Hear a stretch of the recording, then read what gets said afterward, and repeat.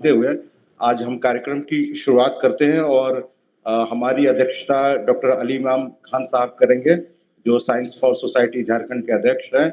और जो आज के पैनल में हैं, अभी प्रबल महतो जी नहीं जुड़े हुए, जो झारखंड के बहुत बड़े फिल्म मेकर और पत्रकार हैं। दलित चिंतक रामदेव विश्वबंधु जी जुड़े हुए हैं।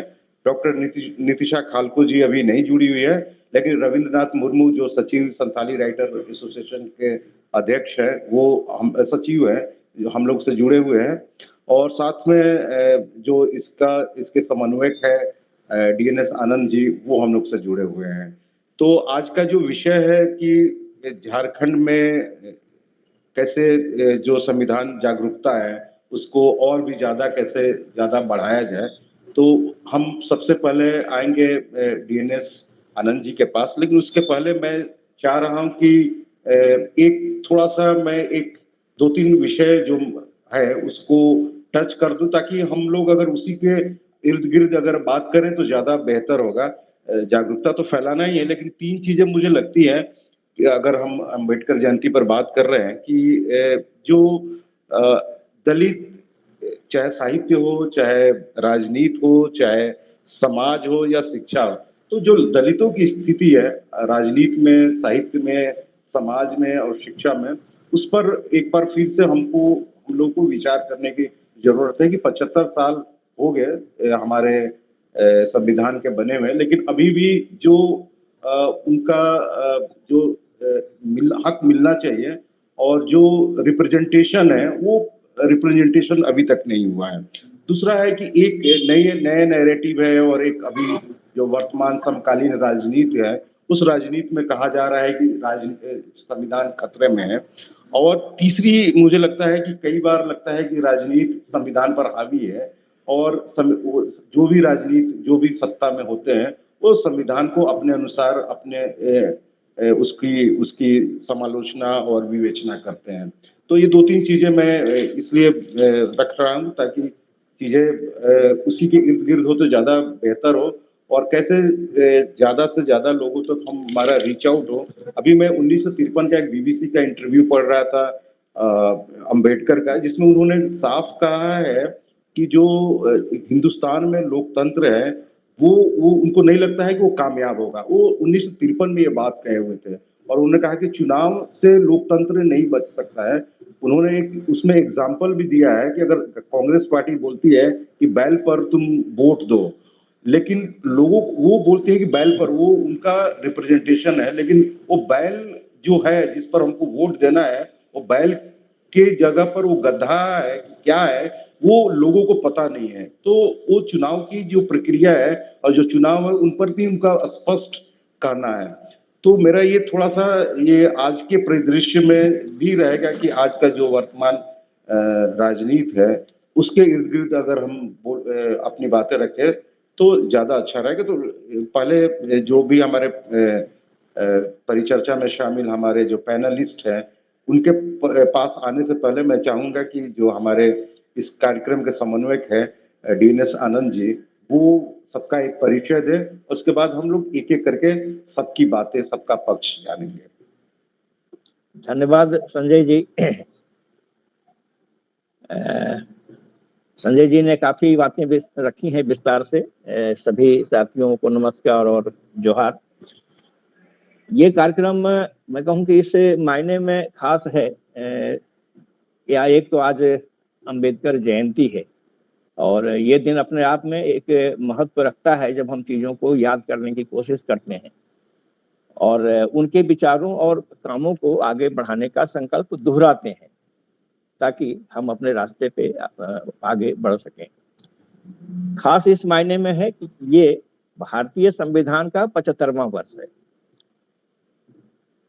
ये भी एक खास बात है, 75 वर्ष हो गए संविधान को लागू हुए। साइंस फॉर सोसाइटी झारखंड ने इसे वैज्ञानिक के चेतना वर्ष के रूप में मनाना तय किया है कि वर्ष भर हम संविधान को लोगों तक ले जाने और उसमें जो संवैधानिक जागरूकता के साथ साथ जो वैज्ञानिक सोच और वैज्ञानिक मानसिकता के विकास का लक्ष्य है, इस अभियान को हम लोग आगे बढ़ाएंगे। ये कड़ी के रूप में ये सिलसिला जारी है। मैं तो पहले अभी जो पैनल के तमाम सदस्यों की चर्चा उन्होंने संजय जी ने की, अध्यक्षता कर रहे हैं डॉक्टर अली इमाम खान साहब, संजय जी और पैनल के तमाम साथी जो यहाँ मौजूद हैं, मैं सभी साथियों का हार्दिक स्वागत भी करता हूँ, जोहार भी करता हूँ। ये विषय के चयन के में यदि संविधान की बात हम कर रहे थे तो झारखंड की वो बात भी हम लोगों के ध्यान में थी कि झारखंड संविधान की 5वीं अनुसूची में है। एक तो इस मामले में भी सच कहिए मैं खुद पत्रकार रहा कि कम लोगों को इस बात का अंदाजा है कि 5वीं अनुसूची का क्या अर्थ है, उसकी अहमियत क्या है, 5वीं अनुसूची में होने का क्या अर्थ है, उससे क्या फर्क पड़ता है। और यदि लोग जागरूक नहीं हो तो फिर उस दिशा में पहल नहीं हो पाती है। जो चीजें जैसे चल रही हैं। तो लगा कि देश को आजाद हुए 75 साल हुए, झारखंड की समस्या जो यहाँ है वो उतनी ही पुरानी है और संघर्ष भी उतना ही पुराना है। तो हम जहाँ पहुंचे 75 साल में, कहाँ खड़े हैं झारखंड में, और लोगों तक संविधान ले जाने या उसको लेकर सजग करने की दिशा और दशा अभी क्या है। तो याद आया कि कई संगठनों ने छिटपुट रूप से ही सही लेकिन इस दिशा में काफी सघन प्रयास किया। प्रबल जी अभी जुड़ेंगे। एक समूह मैं कहूँ कि कोल्हान और रांची में प्रबल जी हैं, प्रभाकर तिर्की हैं और एक अच्छा ग्रुप है। इस संविधान को लोगों तक ले जाने की दिशा में काफी बेहतर प्रयास किया है। मैंने कई गाँवों में, मैंने हमको लगता है कि 200 से ज्यादा गाँव तक वो लोग पहुंचे संविधान यात्रा के रूप में और उस काम को आगे बढ़ाने का प्रयास किया। तो एक उल्लेखनीय प्रयास मेरी जानकारी में है कि संविधान की प्रस्तावना को प्रिंट कराकर बांटने, लोगों तक ले जाने और बड़ी संख्या में लोगों तक घर घर पहुंचाने और उनके साथ ये संवाद करने कि इसकी अहमियत क्या है, हमारा अधिकार क्या है और इसके साथ हमारी जिम्मेदारी क्या है। इसी तरह से विकास जी जो पैनल में है वो भी अभी चाईबासा में एक ट्रेनिंग के सिलसिले में गए हुए थे, अभी ट्रेवल में होंगे। तो उनके ग्रुप ने भी छोटे स्तर पर, अपने स्तर पे कोल्हान में इस दिशा में प्रयास किया है कि वो भी स्कूलों में, मोहल्लों में, कॉलेजों में जा करके एक अभियान के रूप में इसको ले जा रहे हैं। तो और भी कई छोटे बड़े ग्रुप होंगे अलग अलग इलाके में। तब लगा कि जरूरत है इनके बीच एक समन्वय की और इस धारा को तेज करने की। तो एक अवसर है, एक चुनौती तो है ही कि भाई इतने बड़ी तादाद में लोगों तक हम पहुंचे कैसे, और खासकर तब जब स्थितियां अनुकूल नहीं हो, जब स्थितियां प्रतिकूल हों। ये हम आप सब समझते हैं कि प्रतिकूल कहाँ है। लेकिन इन्हीं चुनौतियों में ये जिम्मेवारी भी बनती है कि हम संविधान को लेकर जन जन तक जाएं, संविधान की रक्षा हो, लोकतंत्र की रक्षा करें और जनता के मुद्दों को आगे बढ़ाएं, जनहित के सवाल को आगे बढ़ाएं। तो यही वो पृष्ठभूमि है जहां इस कार्यक्रम की योजना बनी कि हम इस परिदृश्य में समझने का प्रयास करेंगे कि 5वीं अनुसूची ये झारखंड में संविधान जागरूकता को लेकर क्या स्थिति है और लोगों की जो राय आएगी वो फिर इस मुहिम को आगे बढ़ाने में मदद करेगी। एक बार आप तमाम लोगों का बहुत बहुत धन्यवाद, जोहार और हार्दिक स्वागत है। Thank you.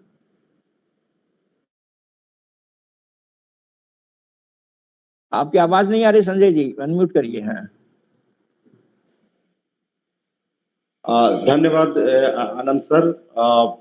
आपने पूरी एक पृष्ठभूमि बताई झारखंड में और जो 5वीं अनुसूची है उसका क्या महत्व है, उस पर भी हम लोग आगे और चर्चा करेंगे।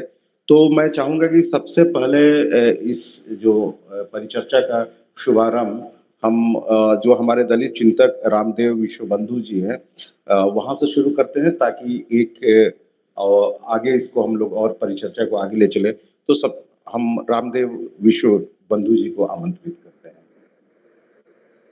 हेलो साथी, मेरी आवाज आ रही है साथी? हेलो, आवाज आ रही है? बिल्कुल आ रही है, बिल्कुल हाँ आ रही है।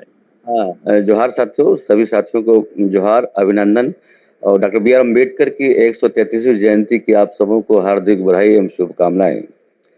डॉक्टर बी आर अम्बेडकर, जो आप कह सकते हैं कि आधुनिक Bharat, architect modern India, champion of the human right. हालांकि ये हिंदू मीडिया जो है, भारतीय मीडिया ने कभी इसको कहा नहीं। 2004 में जब कोलंबिया यूनिवर्सिटी का 250 साल पूरा हुआ था, 50 सेमिनार प्रकाशित किया, 50 महान लोगों का जिक्र था जिन लोगों ने कोलंबिया यूनिवर्सिटी से पढ़ के अपने देश में वैज्ञानिक, इंजीनियर या राष्ट्रपति बना। उसमें डॉक्टर बी आर अम्बेडकर का एक पूरा चैप्टर था, उसी में लिखा था architect of modern India, champion of the human right. 2004 की बात में बता रहा हूँ। अभी जो बात हो रही है, अभी जो संजय जी ने विषय प्रवेश और आनंद साहब ने जो अभी विषय प्रवेश किया, दो मुद्दे आपके थे। नंबर 1 जो 5वीं अनुसूची और 6th शेड्यूल, ये महत्वपूर्ण शेड्यूल है। मैं बता दूं कि ब्रिटिश गवर्नमेंट यहाँ आया तो कास्ट सेंसस, कास्ट के बारे में पूरी जानकारी लिया फॉर द बेटर एडमिनिस्ट्रेशन। उसने रिजले था, हट्टन था, नेस्फिल था, कई लोगों ने स्टडी किया हर समाज का, हिंदू, मुस्लिम, दलित, आदिवासी, सबके बारे में स्टडी किया। मुसलमानों को सबसे पहले उसने रिजर्वेशन की बात किया 109 में। मुस्लिम पर्सनल लॉ कभी मांगा नहीं, उसको 1937 में दे दिया।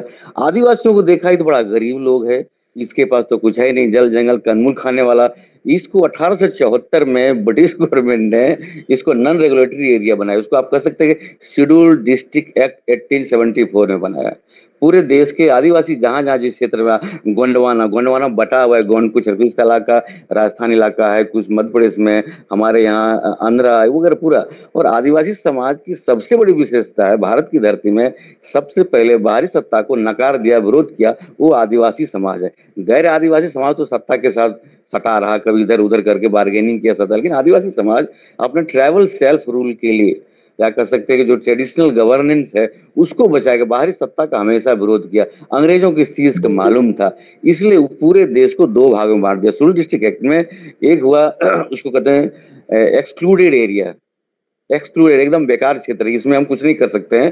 दूसरा पार्शली एक्सक्लूडेड एरिया, 2 भागों में बांट दिया। जो पार्शली एक्सक्लूडेड एरिया था उसमें हमारा बिहार, झारखंड के लिए 9 राज्य है, तो तेलंगाना आ गया 10 राज्य।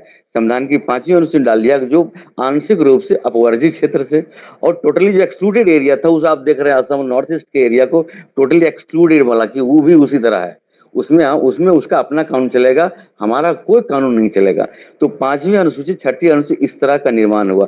थोड़ा सा अंतर है इसमें, जो 5वीं अनुसूची तरह हमारा एरिया जो पार्शली एक्सक्लूडेड एरिया है, इसमें ग्राम सभा को एम्पावर किया गया। आप ग्राम सभा निर्णय करेगा, आप जो चाहो ग्राम सभा निर्णय करेगा, उसका ट्रेडिशनल गवर्नर वो करेगा।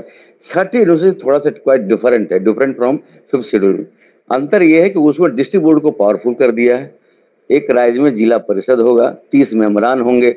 30 मेंबरान होंगे, 4 गवर्नर करेगा, 4 गवर्नर और 26 चुने जाएंगे। और चूंकि डाइवर्स इलाका है, 370 के लोग चिल्लाते हैं, देश के हर कोने में 370, मेरे यहाँ भी 370। आप आदिवासी जमीन में नहीं खरीद सकते हैं, कुछ मुस्लिम का भी जमीन, 9 मुस्लिम जातियां यहाँ, उसका भी जमीन नहीं कर सकते। नागालैंड के ह्यूस्टन जिला है, वहां तो अलग कानून है, उसका लिए अलग मंत्री है। नागालैंड आप जा नहीं सकते, ILP इनर लाइन परमिट लेना पड़ेगा, इनर लाइन परमिट तब आप जा सकते हैं। 24 घंटा ज्यादा लीजिए तो फीस लगेगा। ये डाइवर्स कंट्री है, इसको अंग्रेजों ने बेहतर तरह से समझा और उसको 2 भाग में बांट दिया, एक्सक्लूडेड और पार्शली एक्सक्लूडेड एरिया। जब भारत का संविधान बनने लगा बड़े सवाल थे। आदिवासियों जो कमेटी बनी थी, जब तो भले सरदार वल्लभ पटेल थे, उसकी उप समिति बनाई, उप समिति ही घूमता था, पटेल को उतना समय कहाँ था। उप समिति वहां ठक्कर बाप के अंदर में, तो उसने सारे देश के लोगों को बातचीत किया, आदिवासी समुदाय, उसमें जयपाल सिंह मुंडा था। और Jaipal Singh Munda, doctor B R Ambedkar में संविधान सभा लंबी बहस चली है, कई सवाल किए जयपाल सिंह मुंडा ने। जयपाल सिंह मुंडा का पहला सवाल था कि आदिवासी, एक राज्य का आदिवासी दूसरे राज्य का आदिवासी होगा कि नहीं। डॉक्टर बी आर अम्बेडकर के मुंह से निकला, it is difficult question for me to answer. ये मेरे लिए बहुत डिफिकल्ट सवाल है, इसका उत्तर मैं नहीं दे सकता, ये राज्यों पर निर्भर है क्या करेगा। साथियों मैं बता दूं, झारखंड का आदिवासी 150 साल से असम में रह रहा है, आज उसको टी ट्राइब बोला जाता है। 100-150 साल से अंडमान निकोबार में जो हमारा आदिवासी है झारखंड का, उसको रांची ट्राइब बोलता है। आदिवासी कोई मान्यता नहीं है, एक राज्य का आदिवासी उसी राज्य में आदिवासी, दूसरे राज्य में नहीं होगा। दूसरा सवाल जयपाल सिंह मुंडा ने कहा था, पूछा था, ये प्रोविजन का क्या होगा। बहुत लोग गांधीवादी लोग शराब का विरोध कर रहे थे। जयपाल सिंह मुंडा ने कहा आपका शराब अलग है, मेरा शराब अलग है, ये शराब नहीं है, हंडिया है। डॉक्टर अम्बेडकर ने कहा कि वहां का लोकल गवर्नमेंट ही करेगा।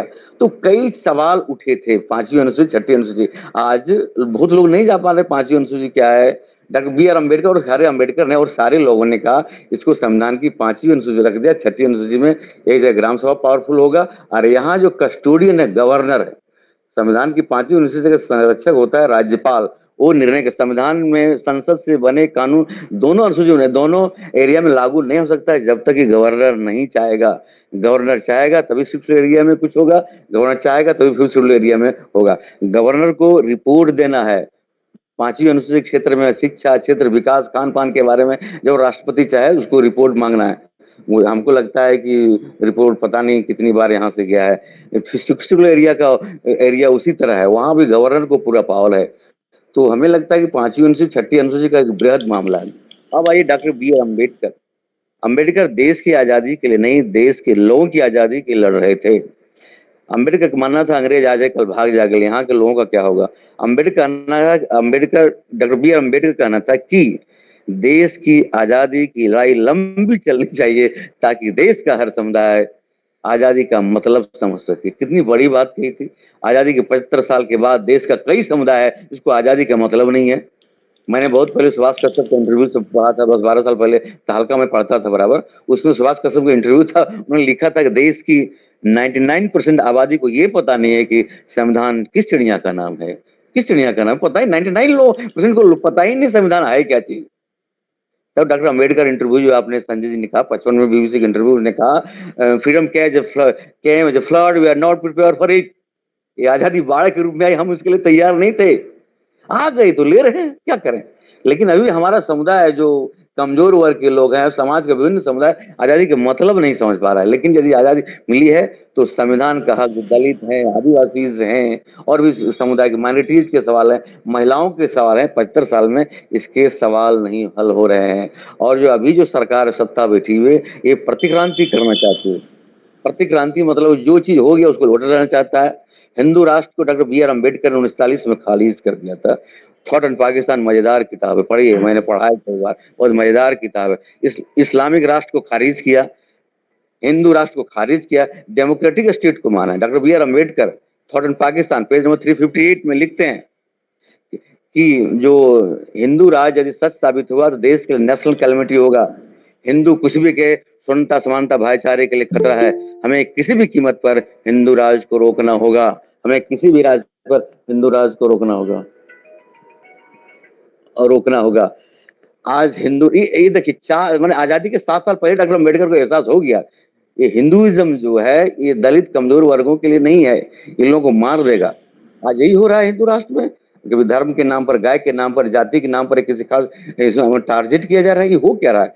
संविधान का जो मूल भाव था स्वतंत्रता समानता भाईचारा, ये आप देखिए आर्टिकल भाग 3 संविधान भाग 3 12 से 35 तक, 12 से 35 तक स्पष्ट है, फंडामेंटल राइट है। 51 में फंडामेंटल ड्यूटीज है। Doctor B R. अम्बेडकर 2-3 बातें मैं कहना चाहता हूँ। 25 और 26 नवंबर को डॉक्टर B.आर. अम्बेडकर से बहुत सारे सवाल किए थे। कुछ तो खुद उन्होंने कहा कि 26 जनवरी 1950 को हम दोहरे जीवन में प्रवेश करने जा रहे हैं।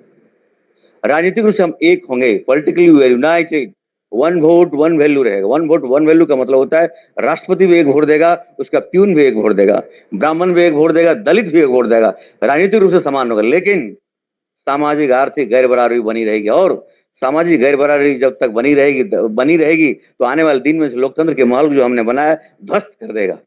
ये डॉक्टर B.आर. अम्बेडकर कहना था। दूसरा सवाल था, किसी ने पूछा था कि भाई डॉक्टर B.आर. अम्बेडकर बताइए ये धर्म मजहब का क्या होगा। Doctor B R. अम्बेडकर थोड़ा मुस्कुराए, उन्होंने कहा मुझे ठीक ठाक पता नहीं है ये धर्म मजहब का क्या होगा, मुझे पता नहीं, लेकिन मुझे इतना पता है जिस दिन लोग अपने मजहब संप्रदाय धर्म को देश से ऊपर सोचेंगे उस दिन देश टूट जाएगा। कितनी बड़ी बात कही थी। अरे आपका निजी मामला है, बौद्ध धर्म उन्हें स्वीकार किया, भारत दुनिया के लिए नहीं था, उनका अपना समाज का मामला था। धर्म को ऊपर मत रखिए, ये देश का मामला है। एक बड़ी सवाल थी। तो इन चीजों को यदि आप देखेंगे डॉक्टर B.आर. अम्बेडकर ने क्या कहता है। एक और किसी ने हाथ उठा दिया संसद में अंतिम में, एक सवाल कहा डॉक्टर B.आर. अम्बेडकर पूछे कि आपने 395 395 धारा 22 भाग 8 अनुसूची किया है, तो बताइए which one is most important article which closer to your heart.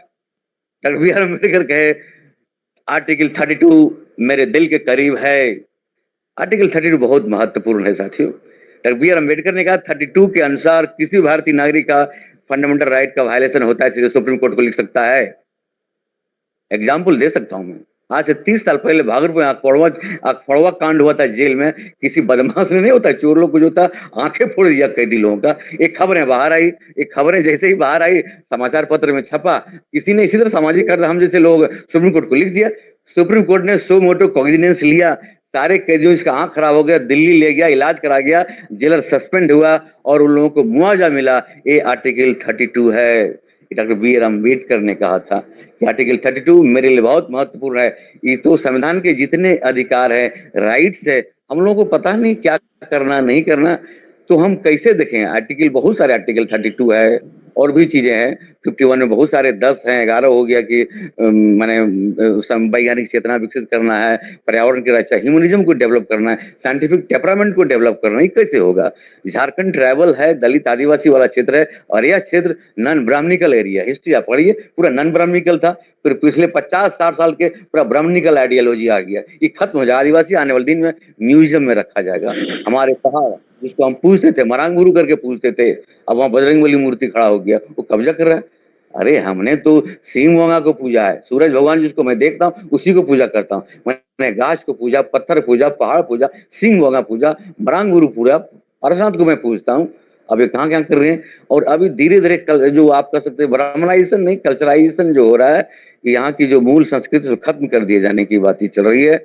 आने वाले दिन में क्या होगा मुझे पता नहीं है। डी आर अम्बेडकर और डॉक्टर, मैंने आप कह सकते हैं, जो मैं पूरा किताब उनका मेरे पास पूरे ये है वॉल्यूम से अंग्रेजी में, तो अच्छा लिखते हैं कि ब्राह्मणिज्म हर चीज को एब्जॉर्ब कर लेगा, हर चीज को एब्जॉर्ब करने की क्षमता। आस्तिक नास्तिक बीफ ईटर नहीं ईटर, अम्बेडकर विरोधी अम्बेडकर, सारे लोगों को ब्राह्मणिज्म अडॉप्ट करने की गजब, एब्जॉर्ब करने की गजब क्षमता है इसमें, और एब्जॉर्ब करने की कोशिश करा। लेकिन हमें लगता है कि जो समाज कमजोर है, वर्ग है, उसको संवैधानिक अधिकार मिलना चाहिए, हक हक के लड़ना पड़ेगा। आने वाले दिन में जो अभी जो सरकारें चल रही है, अम्बेडकर को भगवान बनाने की कोशिश की जा रही है।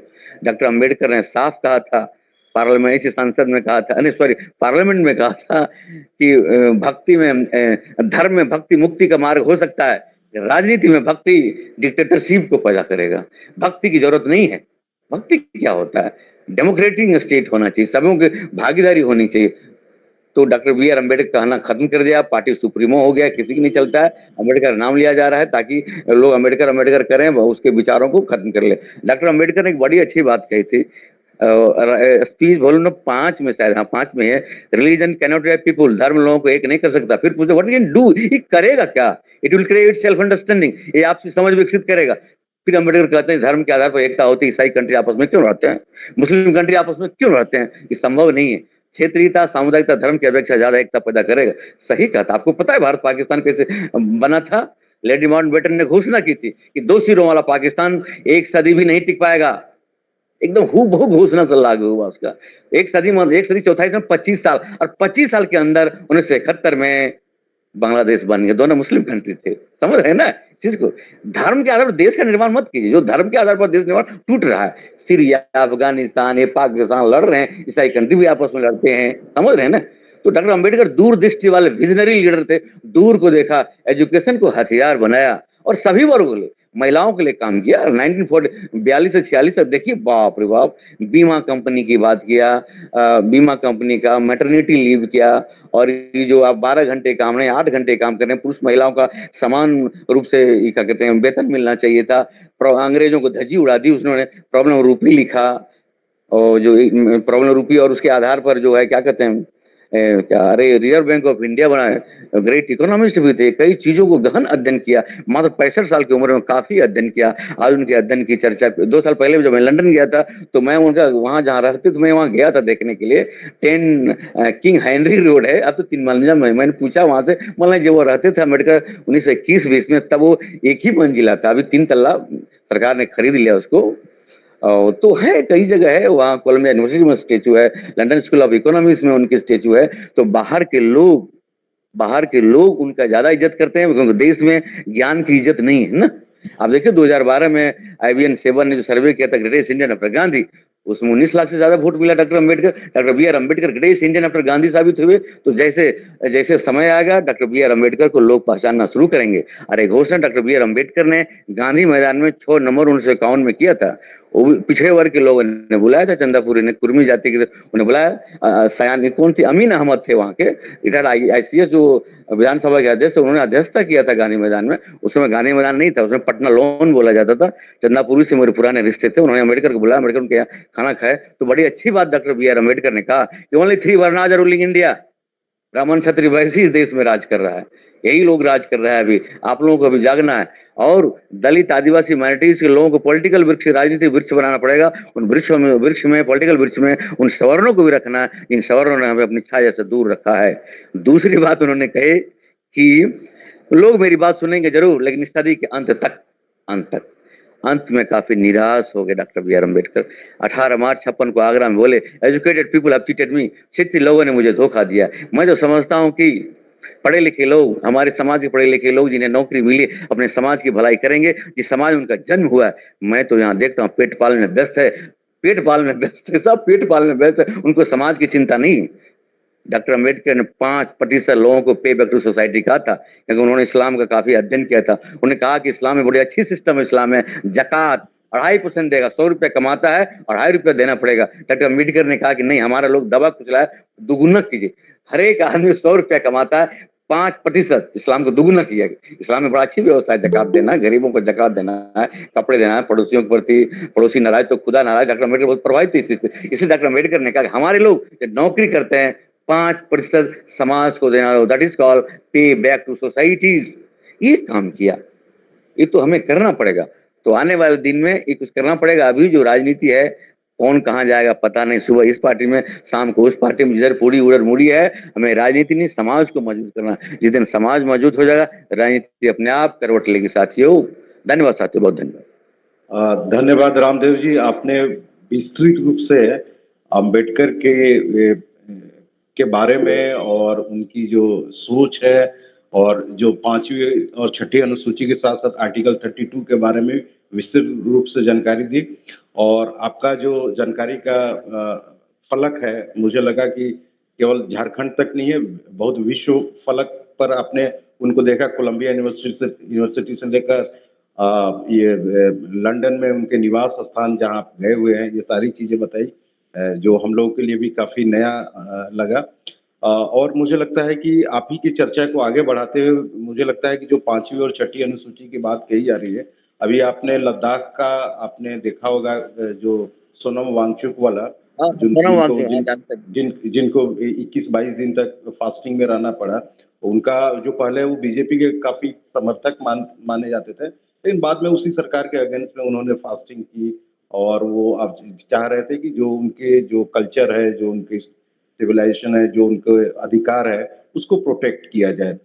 तो मैं रविंद्रनाथ मुर्मू जी भी हम लोग के साथ है और संथाली राइटर एसोसिएशन के सचिव हैं। तो मैं चाह रहा हूँ कि इस बात को और आगे बढ़ाया जाए, और कैसे इन सारी चीज़ों को किया जा सकता है, और जो वर्तमान राजनीति है, उस राजनीति में ही कैसे एक अलग जगह बनाकर अपनी जो हमारी जो आदिवासी संस्कृति है, जो हमारी आदिवासी कल्चर है, जो हमको जो अधिकार मिले हुए हैं, उसको कैसे प्रोटेक्ट किया जाए। तो रविंद्रनाथ मुर्मू जी। धन्यवाद सर। सबसे पहले मैं आनंद सर को बहुत बहुत धन्यवाद देना चाहूँगा कि मुझे इस परिचर्चा पर 2 शब्द कहने का जो मौका दिया। आज के ये जो परिचर्चा है, इसके अध्यक्ष महोदय, साथ ही संजय जी जो संचालक हैं, मैं सबका हार्दिक अभिनंदन करता हूं। आज का परिचर्चा का विषय है संविधान की 5वीं अनुसूची में झारखंड। जैसे कि हम लोग अभी पूर्व जो रामदेव जी जो अपनी बातें रखे, बहुत अच्छी बातें रखे, बहुत कुछ जानने का मौका मिला। और मुझे आज का इस परिचर्चा में भाग लेने के लिए बहुत दिल से मुझे खुशी हो रही है। जैसे कि 5वीं अनुसूची की बात है, जब बिहार राज्य था मेरे ख्याल से 1977 में, उस समय पहली बार जो 5वीं अनुसूची के लिए जो आदेश दिया गया, तो उसमें था कि झारखंड का जितना जिला था, सभी जिलों को उस समय जो जिले थे सभी जिलों को अनुसूचित क्षेत्र में रखा गया। जैसे कि पूरे भारत की बात करें तो पूरा भारत में अभी तक 10 राज्य 5वीं अनुसूची में शामिल हैं, जिसमें से हमारा झारखंड भी है। तो झारखंड के अब तक 13 जिला को अभी शामिल किया गया है। बिहार का समय जैसे था उसमें तो सभी जिले जितना थे, मेरे ख्याल से उसमें 22 जिले थे, तो सभी जिला उसमें शामिल थे। तो अभी जो है 13 जिलों को शामिल किया गया है, जिसमें से मतलब जितने जो भी ट्राइबल पॉपुलेटेड एरिया है, जहाँ पर जंगल और वैसे ये पर निर्भर रहना पड़ता है यहाँ के, जहाँ पर प्रिमिटिव ट्राइब है, तो वैसे जिलों को रखा गया है। तो क्योंकि एक ये 5th शेड्यूल एरिया में एक प्रावधान ये भी है कि एक ट्राइबल एडवाइजरी काउंसिल बनाने की, तो इसमें जो 3/4 मैंने 75% जो MLAs हैं जो ट्राइबल एरिया से आते हैं, उनको इनका सदस्य रखा जाता है 75% को। बाकी 25% मैंने यहाँ के MLA रहते हैं, बाकी 25% फिर अलग से रहते हैं, उसमें दूसरे एरिया के भी लोग रह सकते हैं। तो इस पर विशेष रूप से जो आदिवासियों पर, जो ट्राइबल पर काम करना चाहिए, उसके लिए जैसे सर ने, पूर्व वक्ता ने कहा कि इसके सारे कस्टोडियन जो है वो राज्यपाल महोदय हैं। उनके ये जो कमिटी है वो राज्यपाल को ये एडवाइस देती है कि क्या करना चाहिए, कैसा होने से आदिवासियों का विकास होगा, उनकी भाषा संस्कृति कैसे संरक्षित होगी। तो इस पर ट्राइबल एडवाइजरी काउंसिल का ये उसका जिम्मेवारी है, ये दायित्व है कि कैसे यहाँ के क्षेत्र के लोगों का विकास हो, यहाँ के भाषा का विकास हो, मातृभाषा से प्राइमरी एजुकेशन ये सब निश्चित हो, तो ये इनको सोचना है। लेकिन अब तक जो अभी झारखंड अलग होके 23 वर्ष हो चुका है, लगभग में 22-23 वर्ष तो हो ही चुका है। तो अब तक जो झारखंड में जो प्रगति होना चाहिए, भाषा का, साहित्य का या हर चीज का, तो उस हिसाब से नहीं हो पाया है। कहीं ना कहीं हम लोग छूट गए हैं। जैसे अब तक साहित्य अकेडमी का गठन नहीं हुआ झारखंड में। यहाँ पर जो झारखंड की भाषाएं हैं, जनजातीय या क्षेत्रीय भाषाएं हैं, उन पर उनका विकास के लिए, उनको बढ़ावा देने के लिए साहित्य अकेडमी गठन होना चाहिए। अभी मेरे ख्याल से कुछ दिन पहले ये कैबिनेट में ये पारित किया जा चुका है कि साहित्य अकेडमी का गठन होगा। क्योंकि मैं संताली भाषा से आता हूँ, संताली साहित्य का चर्चा से हम लोग लगे रहते हैं साल भर। तो संताली का अभी प्राइमरी एजुकेशन, जो प्राइमरी लेवल में पढ़ाई अब तक नहीं हुआ है। किताब हर साल छपती है, बिहार के समय से छपते आ रही है, लेकिन कभी वो स्कूलों में बढ़ती नहीं है। इसका बहुत सारा कारण है कि यहाँ पर शिक्षकों का बहाली नहीं होता है, उनके लिए जो पद सृजन होना चाहिए वो नहीं हो पाता है। वही स्थिति कमोबेश यहाँ के कॉलेजों का है। कॉलेज में भी पद सृजित नहीं है।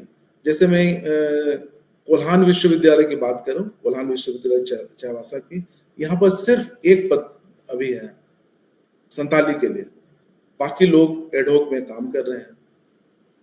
लेकिन इतने वर्षों में भी जब झारखंडी भाषाओं पर अभी तक मतलब उसको भाषावर उसको अलग होना चाहिए, लेकिन tribal language and regional and tribal language पर ही रखा गया है। जब तक भाषा वर विभाग अलग नहीं होगा तो भाषाओं का विकास नहीं हो पाएगा, मेरा ऐसा मानना है। तो इस पर काम करने की जरूरत है। साथ ही साथ जो झारखंड बनने से पहले हमने जो सपना देखा था वो सपना कहाँ तक पूरा हो पाया, इस पर हम लोग को गहन चिंतन करने की जरूरत है। जो जो सपने हम लोग दिखाए थे, वो हम लोग उस सपनों में हम लोग कहाँ तक हम लोग आ पाए हैं, तो ये हमारे लिए चिंता की बात है। इस पर हम लोग को और माने गंभीरता से चिंता करना चाहिए। अभी अभी तो इलेक्शन का माहौल है और आज हम लोग चर्चा कर रहे हैं बाबा साहब के जन्म दिवस पर। ये बहुत ही बड़ी बात है और इस तरह का परिचर्चा समय समय पर होते रहे और नया नया समस्या पर इस तरह निदान हो, इस पर हम लोग चिंता करें। मैं ऐसा सोचता हूँ आने वाला समय में हमें मुझे इस तरह का अगर मौका मिलेगा तो जरूर मैं उपस्थित हूँ। धन्यवाद।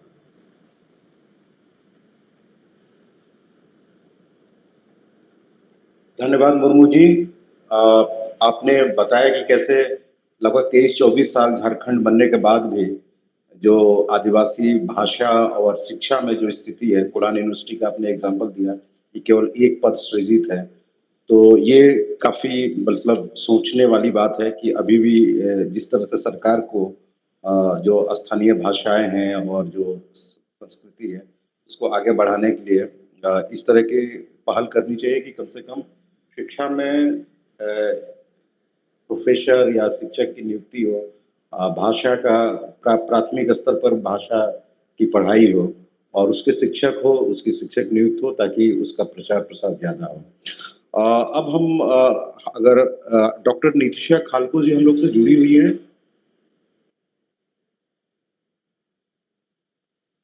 अच्छा, जुड़ी हुई है, तो हम चाहेंगे कि अच्छा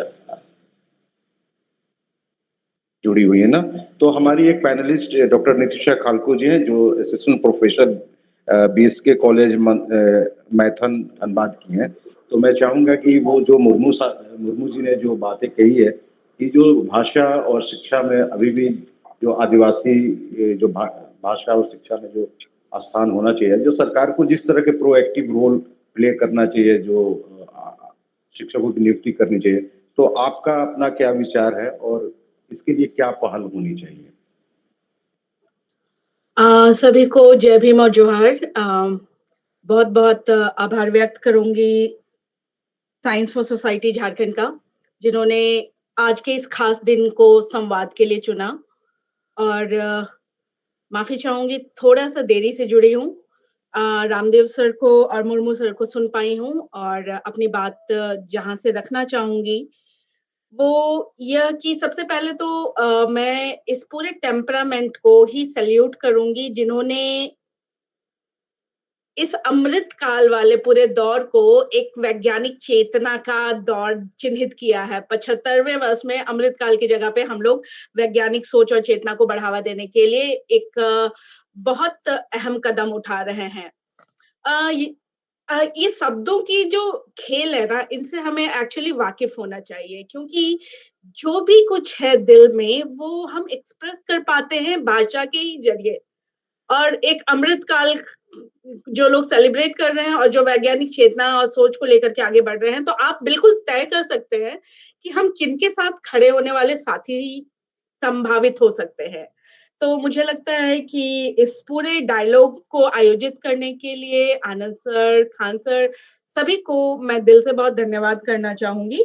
और जिस विषय पर आज हमने संवाद करना है कि संविधान की 5वीं अनुसूची में झारखंड की स्थितियां क्या है और झारखंड में जो संविधान जागरूकता की पहल हुई है या कम हम देख पा रहे हैं, तो उसे हम कैसे चिन्हित करें और उसके लिए हम एक एकेडमिशियन होने के नाते उसको कैसे ओवरकम करें या कैसे हम सोसाइटी की टुवर्ड्स कंट्रीब्यूट करें। तो मेरी जितनी समझदारी है, मैं अपने अनुभवों के हवाले से कुछ बातें करूंगी। मैं बिल्कुल देरी से आने की वजह बता दूं, मैं रांची से आज मैथन ट्रेवल कर रही थी और मेरे पीछे में ठीक मेरी सीट के ठीक पीछे में एक बहुत एलीट बंगाली की क्लास बैठा हुआ था। थ्रू आउट वो अंग्रेजी में बातें करते 6 घंटे मैंने उनको सुना और उनके एक कन्वर्सेशन में मैंने एक बातचीत सुनी कि ये अंबेडकर जयंती क्या होता है। आज लोग अंबेडकर जयंती मना रहे हैं, तो बेटी ने सवाल पूछा था जो एक ग्रेजुएट थी और फिलोसॉफी उसका हॉबी एरिया था, और उसकी मदर उसको बता रही है कि अंबेडकर जयंती में अंबेडकर जी को सैल्यूट करते हैं। एंड उसके आगे उसके पास एक सेकंड लाइन और थर्ड लाइन नहीं था बताने के लिए कि अंबेडकर जी का कंट्रीब्यूशन क्या था। जो बच्ची अपनी हॉबीज में फिलोसॉफिकल स्टडीज को पेंटिंग, ड्राइंग, डांसिंग सबसे इग्नोर करता हुआ अपने आप को बहुत आगे बता रही है, फिलोसॉफी में वो अपने आप को आगे बता रही है, लेकिन वर्ल्ड के वो ग्रेटेस्ट लीडर जिन्होंने इस देश को ही नहीं बल्कि विश्व को बहुत कुछ दिया है, उनके प्रति ये अनटचेबिलिटी और इग्नोरेंस आखिर क्यों आ रहा है, कहाँ से आ रहा है? क्या सिर्फ एक खास जाति की वजह से बाबा साहब अम्बेडकर दरकिनार कर दिए जा रहे होते हैं? तो ये प्रश्न हमारे अंदर में आता है और बार-बार खौलाता है कि मतलब कुछ चीजें हैं जो कि हमें एंसेस्ट्रल मिली है और उन पुरखों को हमें चिन्हित करना चाहिए। और क्यों चिन्हित करना चाहिए? उनकी कार्यवाहियों की वजह से आज हम उन पोजीशंस में हैं, जहाँ पे कि आप पहुँचने का सपना तक नहीं देख सकते थे। एक ऐसा तंत्र जो मनुस्मृति से गाइडेड था, जो पूरे तरीके से धार्मिक ग्रंथों से संचालित था, जहाँ पे आप सिर्फ और सिर्फ उनके लिए वो प्यादे थे जिनसे उनकी कहानियों में थोड़ा-सा एक इंटरेस्ट और थोड़ा-सा एक गल्प तैयार हो पा रहा होता था। तो आप उन सभी ब्राह्मण ग्रंथों को याद करें, उन सभी धार्मिक ग्रंथों को याद करें, जहाँ पे हाशिए का समाज, चाहे वो दलित हो, चाहे वो आदिवासी हो, चाहे वो माइनॉरिटीज़ कम्युनिटीज़ हो, सभी के की रिप्रेजेंटेशन कैसे हैं?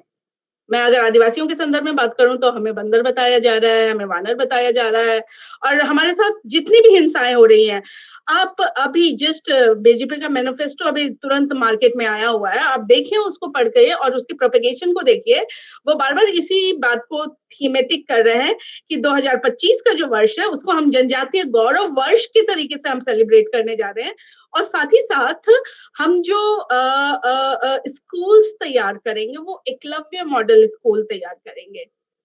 आपके मिथक, आपके वे पात्र जिन्होंने हिंसाएँ झेली है, आज भी गुरु द्रोणाचार्य के नाम पे आपके देश में, हमारे देश में अवार्ड्स हैं। ये दुखद है।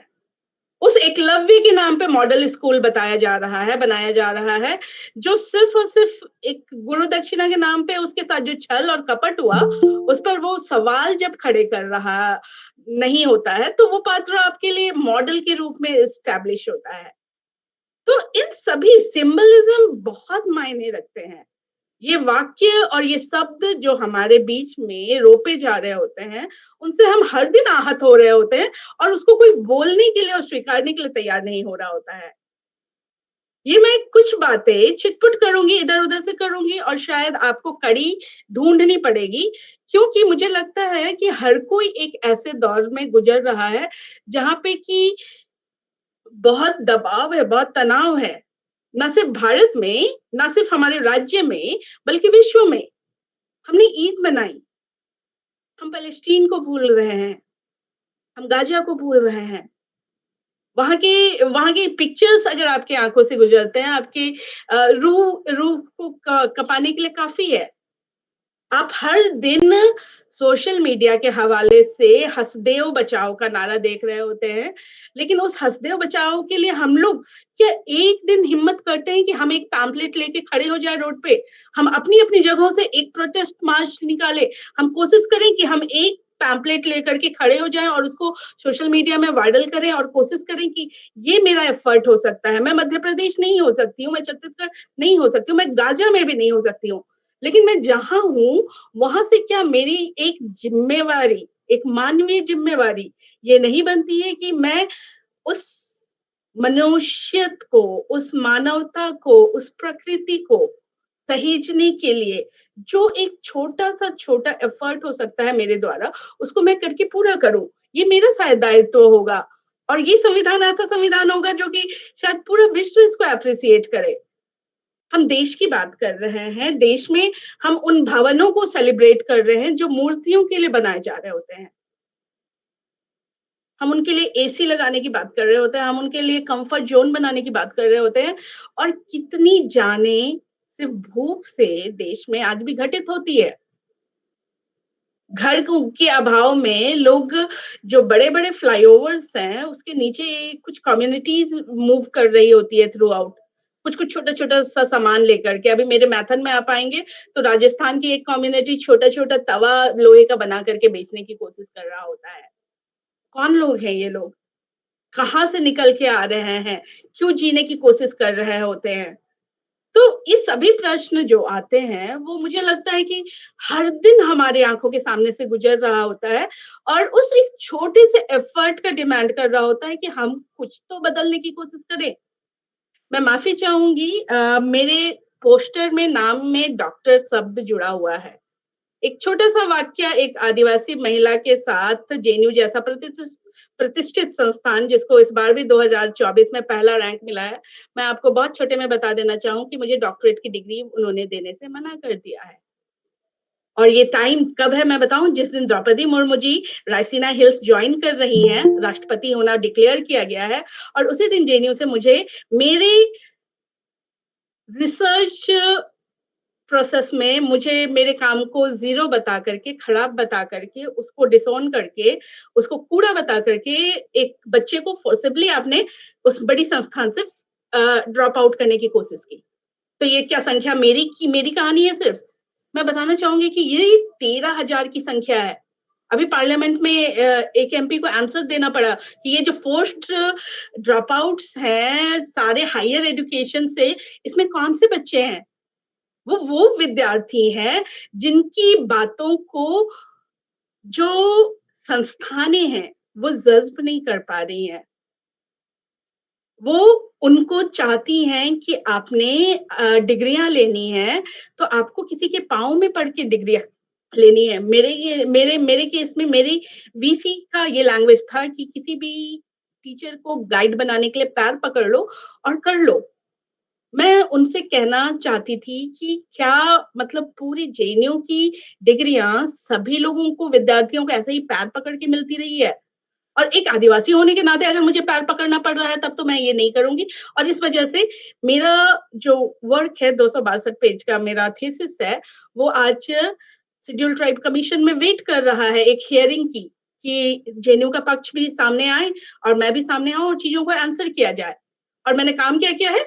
हिंदी की ईसाई पत्रिकाओं में झारखंड का आदिवासी समाज 1872 की मैगज़ीन्स हैं, घरबंधु और निष्कलंक जिसमें आदिवासी समाज किस तरीके से ईसाईयत और फिर दूसरा एक धर्म संसार वर्ड के साथ में उपस्थित है और तीसरा एक अलग हिंदू कम्युनिटी भी है। उनके बीच के वार्तालाप बहुत स्पष्ट है। तो जो आदिवासियों को बार-बार हिंदू कहने की कोशिश की जा रही होती है, उसका पूरा निषेध उन मैगज़ीन्स के वाया से मैंने करने की कोशिश की है और मेरा निष्कर्ष एस्टैब्लिशमेंट यही दे रहा है कि आदिवासी हिंदू नहीं है। तो जेएनयू को इस पीएचडी थीसिस से प्रॉब्लम है, इश्यूज है और मैं एलिजिबल नहीं हूँ कि मैं अपना वर्क सबमिट कर सकूं। तो ये जो पक्ष है मैंने इसलिए बताने की कोशिश की कि ये हिंसाएं जो है ना सिर्फ जल जंगल जमीन में नहीं हो रही हैं बल्कि उन संस्थानों में भी हो रही हैं जो बहुत मुश्किल से मेरी पहली पीढ़ी है जो कभी शायद दिल्ली पहुंच करके पढ़ने की कोशिश कर रही होगी। तो उन पहली पीढ़ियों को कैसे एकलव्य में तब्दील किया जाए? अगर आपने अंगूठा नहीं दिया, आपने सवाल पूछ लिए कि एकलव्य और द्रोणाचार्य का संबंध सही नहीं है। अगर आपने इस पर बात उठा ली, तो आपको चीज़ें भोगनी पड़ेंगी। तो क्या ये लड़ाई सिर्फ नितिशा की अकेले की लड़ाई होगी या ये लड़ाई हर किसी के लिए बनेगी कि नहीं, ऐसे विद्यार्थियों को हमने कहीं न कहीं न्याय दिलाने के लिए हमने मार्च करना है। तो ये मैं एक छोटी-सी लड़ाई बता रही हूँ जो कि हम लोग लड़ रहे होते हैं अकादमिक जगतों में। लेकिन अपार्ट फ्रॉम इट उसके अलावे भी जो लड़ाइयाँ हैं वो कई बार मैं झारखंड के संदर्भ में बात करूँ तो डेमोग्राफिकली इतना बदल दिया गया है कि आपने जिस झारखंड का डिमांड किया था, जो रांची कैथोलिक सभा 1900 के लगभग में 1920, 21 और 18 में जब ये डिमांड लेकर के आ रही है, तो उन्होंने उन क्षेत्रों को चिन्हित किया था जो एक सांस्कृतिक एकता को चिन्हित कर रहे थे और उन्होंने उस झारखंड की डिमांड की थी। लेकिन हमें झारखंड मिला कब? हमें मिलता है 2000 में और वो भी एनडीए की गवर्नमेंट में मिलता है और वो गवर्नमेंट सिर्फ और सिर्फ तीसरे विकल्प के तौर पे हाशिए के समाज के उत्तर प्रदेश के शासन और बिहार के शासन में जब आरजेडी मजबूत है, जब समाजवादी पार्टी मजबूत है, तब उनको स्प्लिट करने के लिए आप झारखंड राज्य का निर्माण करते हैं और उसको बस एक टुकड़ा कर देते हैं।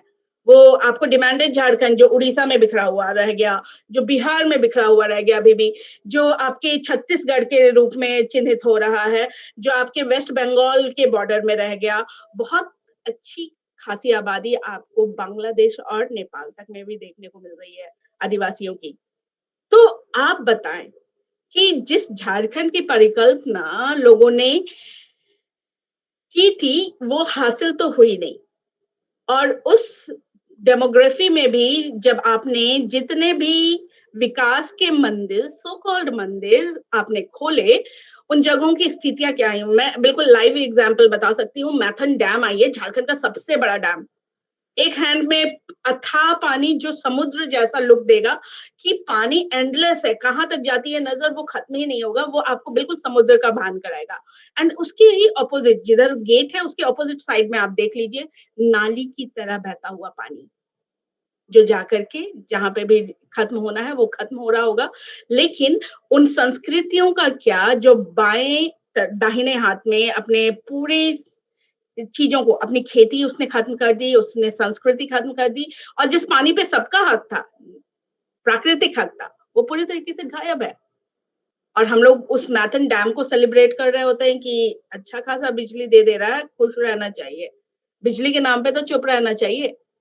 लेकिन आप उन स्थितियों को भी समझिए कि बिग डैम्स ने जो नुकसान पहुंचाए हैं पर्यावरण को, संस्कृति को, वहां के लोगों को, वो कहाँ गायब है। तो मुझे लगता है कि जब भी हम झारखंड में बातें कर रहे होंगे कि क्या स्थितियां बनती हैं, अभी रामदेव सर ने भी बहुत सारी बातें चिन्हित कराई, इवन मुर्मू सर ने भी बहुत सारी बातें चिन्हित कराई। तो मुझे लगता है कि हम लोग हर एक दिन एक तरह की सिर्फ राजनीतिक युद्धों के में नहीं है, लेकिन हर एक दिन एक सांस्कृतिक हमले भी हम पर लगातार हो रहे होते हैं। और उस राजनीतिक हमलों के बाद तो मतलब आपकी आर्थिकी का जो हाल रहता है वो पूछे ही मत। अभी भी जो मैनिफेस्टो आया उस मैनिफेस्टो में अगले 5 साल तक के लिए कुछ राशन फ्री करने की बात फिर से बीजेपी गवर्नमेंट के मैनिफेस्टो में देखने को मिल रही है। आप बताएं, आप फ्री का सामान लेना प्रेफर करेंगे या एक अदद सम्मान नौकरी पाने की कोशिश करेंगे, जिसमें कि हमें 5 साल के लिए किसी पे डिपेंडेंट ना रहना पड़े। 5 साल की गवर्नमेंट है, 5 साल के लिए वो स्कीम लेके आई है, 5 साल के बाद वो नहीं रहेंगी, वो स्कीम्स का कुछ नहीं अता पता रहेगा, और उसके बाद की स्थितियां क्या होंगी जो आपके बिल्कुल जीविकोपार्जन के साधन थे वो गायब हो जाएंगे। मैं एक छोटा सा वाक्य बताऊंगी। बिल्कुल हमारे बीबीएमकेयू में इलेक्शंस का टाइम था, ये टीचर्स एसोसिएशन का, और उस समय हम लोग काफी जगहों पे घूम रहे थे सारे टीचर्स को कन्विंस करने के लिए। तो जिस गाड़ी को हमने हायर किया था, मैंने उनसे जानकारी में पूछा कि यहाँ पे सारे जो पॉपुलेशन है ये महतो कम्युनिटी के ज्यादा दिख रहे हैं और संथाल लोग दिख रहे हैं। तो उन्होंने बोला हाँ बिल्कुल सही। तो मैंने ड्राइवर से बातचीत में पूछ लिया आप किस कम्युनिटी से हैं, तो उन्होंने बोला मैं मंडल हूँ और हमें यहाँ पे BC2 का स्टेटस है। तो मैंने कहा अच्छा। तो मैंने कहा आपका फिर पेशा क्या है, आप जीने के लिए क्या करते हैं, क्योंकि आप तो अभी तो ड्राइवरी कर रहे हैं, लेकिन ऐसे साल भर क्या करते हैं। तो उनका एक जवाब था कि वो ना 2 रुपए वाला किलो चावल बहुत ज्यादा मिल जाता है घर में, पर हेड के नाम से हम लोगों को 10-10 किलो मिल जाता है, और इतना ज्यादा होता है वो कि वो चावल हम लोग उसको रीसेल करते हैं और 32 रुपए वाला चावल फिर खरीद के खा रहे होते हैं। तो खेती बाड़ी के लिए हमें अब अनाज की जरूरत नहीं है। अनाज हम पहले खेती बाड़ी कभी करते थे ताकि हमें साल भर का अनाज मिले, लेकिन अभी गवर्नमेंट स्पॉन्सर्ड अनाज से हमारा काम चल जा रहा है, और वो काम इतना ज्यादा चल जा रहा है कि जो चावल हम खरीद के लाते हैं वो इतना सरप्लस है कि हम उसे बेच करके हम फिर कुछ दूसरे। तो मैंने कहा कि ये कितने दिनों से हो रहा है, तो उन्होंने बोला 10-15 साल से। तो मैंने कहा ठीक है, 10-15 साल अगर आपने किसी काम को, कृषि के काम को छोड़ दिया और आपने दूसरे बिजनेस पे हाथ डाला, लेकिन जिस दिन बिजनेस ने आपका साथ नहीं दिया, आपका वो स्किल जो खेती पे डिपेंडेंट था, आप कहाँ के जाके रहोगे। तो ये तमाम चीजें बहुत छोटे-छोटे वाक्य मैं बता रही हूँ, लेकिन ये वाक्य हमें सोचने को मजबूर कर रहे होते हैं कि किस तरीके से हम अपने देश में, अपने समाज में, अपने सर्वाइवल के स्किल्स को खत्म करने के लिए मतलब कृत संकल्प हुए जा रहे हैं। राजनैतिक प्रोपेगेंडा तो अपने समय पे आएगा 5 सालों के लिए और वो फिर निकल जाना है। तो मुझे लगता है, मैं जिन बातों की ओर ले जाना चाहूँगी आप लोगों को आगे, वो संविधान की जागरूकता के संदर्भ में मैं बात करूँ कि झारखंड में क्या स्थिति है। तो मैं बिल्कुल कह सकती हूँ कि कमी है, मेजर कमी है क्योंकि लोग जो बार-बार पहले के वक्ताओं ने भी कहा कि संविधान किस चिड़िया का नाम है, ये वाली बात एक्चुअली जब हम लोग स्कूल और कॉलेजेस में पढ़ा रहे होते हैं, तो इन पर बहुत फ़ोकस्ड और अच्छे खासे पेपर्स का वेटेज इन सवालों पे नहीं रहता है। अगर आपने बहुत पर्टिकुलरली पॉलिटिकल साइंस को और सोशल साइंसेस को नहीं एक्नॉलेज किया है अपने जीवन में, तो संविधान वैसी ही चीज़ है जो कि आपको डराएगी, आपको समझ में नहीं आएगा। आप जब भी उसको खोल के पलटने की कोशिश करोगे, तो वो सिर्फ़ एक वॉल्यूम दिखाई पड़ रहा होगा और उसकी टर्मिनोलॉजीज़ जब भी अनुवाद की बात आएगी, मैं तो संथाल राइटर्स एसोसिएशन को बधाई देना चाहूँगी कि संविधान संथाली में भी छप के आ चुका है। कुडुख में भी इसके लिए प्रयास जारी है और बहुत जल्दी वो भी शायद सामने देखने को मिलेगा। तो हर एक भाषा में उसकी सहजता के साथ वो हर आम जन के पास बहुत हैंडी हो जाए। एक ऐसी चीज़ जिससे कि आप अपने आप को बहुत मजबूत महसूस कर सकें, इसकी आवश्यकता को लेकर के सिलेबसेस को उस ओरिएंटेशन में काम करने की ज़रूरत है। मुझे लगता है अम्बेडकर चेयर जैसी चीज़ों की स्थापना बहुत ज़रूरी है। वैसे ही जयपाल सिंह मुंडा के जो डिबेट्स हैं, उनको भी लाने की ज़रूरत है, तो वैसे चेयर्स की भी आवश्यकता है और उन डिपार्टमेंट्स की भी आवश्यकता है और उन करिकुलम्स की भी आवश्यकता महसूस होती है, जो मतलब लोगों के जीवन में बदलाव लाने के लिए पर्याप्त साबित हो। तो मुझे लगता है मैं उनका लास्टली ज़िक्र करना चाहूँगी, संविधान जागेर यात्रा करके रत्न तिर्की और प्रभाकर तिर्की वग़ैरह थ्रू आउट घूम रहे थे और पूरे झारखंड में उन्होंने कई जिलों को कवर अप किया, जिसमें उन्होंने 5वीं और 6ठी अनुसूची के संदर्भ में बहुत सारी बातें बताई और पेशा के संदर्भ में भी। तो ट्राइबल एडवाइजरी काउंसिल को बहुत सेंसिटिव होकर के बहुत सारे मुद्दों को देखने की ज़रूरत है।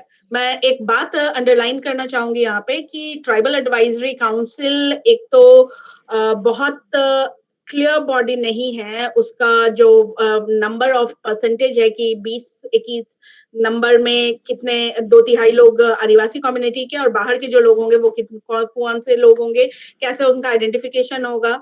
तो इसको लेकर के थोड़ी-सी जद्दोजहद रहती है और बहुत सिंबॉलिक लोग बैठ जाते हैं इन एडवाइजरी काउंसिल्स में और जहाँ पे मैं आदिवासी वुमेन क्वेश्चंस को लाना चाहूँगी, जहाँ पे उनके साथ आजकल मतलब बहुत भेदभाव की स्थितियाँ देखने को मिली हैं। ट्राइबल एडवाइजरी काउंसिल से ऐसे नियम लाने की बात कर रहे होते हैं कि जिन आदिवासी वुमेन ने किसी और से शादी कर ली है, उनके शेड्यूल्ड ट्राइब का स्टेटस छीन लो। शादी तय करेगा आपका जाति।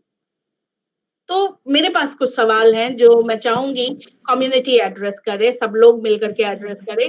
ऐसे सिरे से खारिज कर दिया जाना कतई नहीं बर्दाश्त किया जाएगा। तो आज के आयोजन के लिए मैं सभी को बहुत दिल से धन्यवाद दूँगी। आपने मुझे थोड़ा-सा मौका दिया और मैं अपनी छोटी-सी समझदारी और बातचीत आपके साथ साझा कर पाई। शुक्रिया सभी को। धन्यवाद नितिशा जी, आपने काफ़ी विस्तृत रूप से अपनी बातें रखी और सबसे बड़ी कि आपने जो सिंबोलिज़्म है, राजनीति का सिंबोलिज़्म है या शब्दों की बाजीगरी है, लफ़्फ़ाज़ी है, वो तो आपने कहा ही। खुद की एग्ज़ाम्पल जो आपने जेएनयू का बताया, वो काफ़ी आई ओपनर है कि कैसे आज भी उतने बड़े संस्थान में ये डिस्क्रिमिनेशन और भेदभाव किया जाता है। ये हमारे लिए बहुत बड़ा एक चैलेंज है कि कैसे जहाँ पर समाज का एक रिप्रेजेंटेशन वैसे ही कम है, उनको आगे बढ़ने के लिए किस तरह की चुनौतियों का सामना करना पड़ता है। तो चूँकि समय बहुत कम है, तो अगर परिचर्चा में प्रबल महतो जी या विकास अगर जुड़ चुके हैं, ये लोग जुड़े हुए हैं?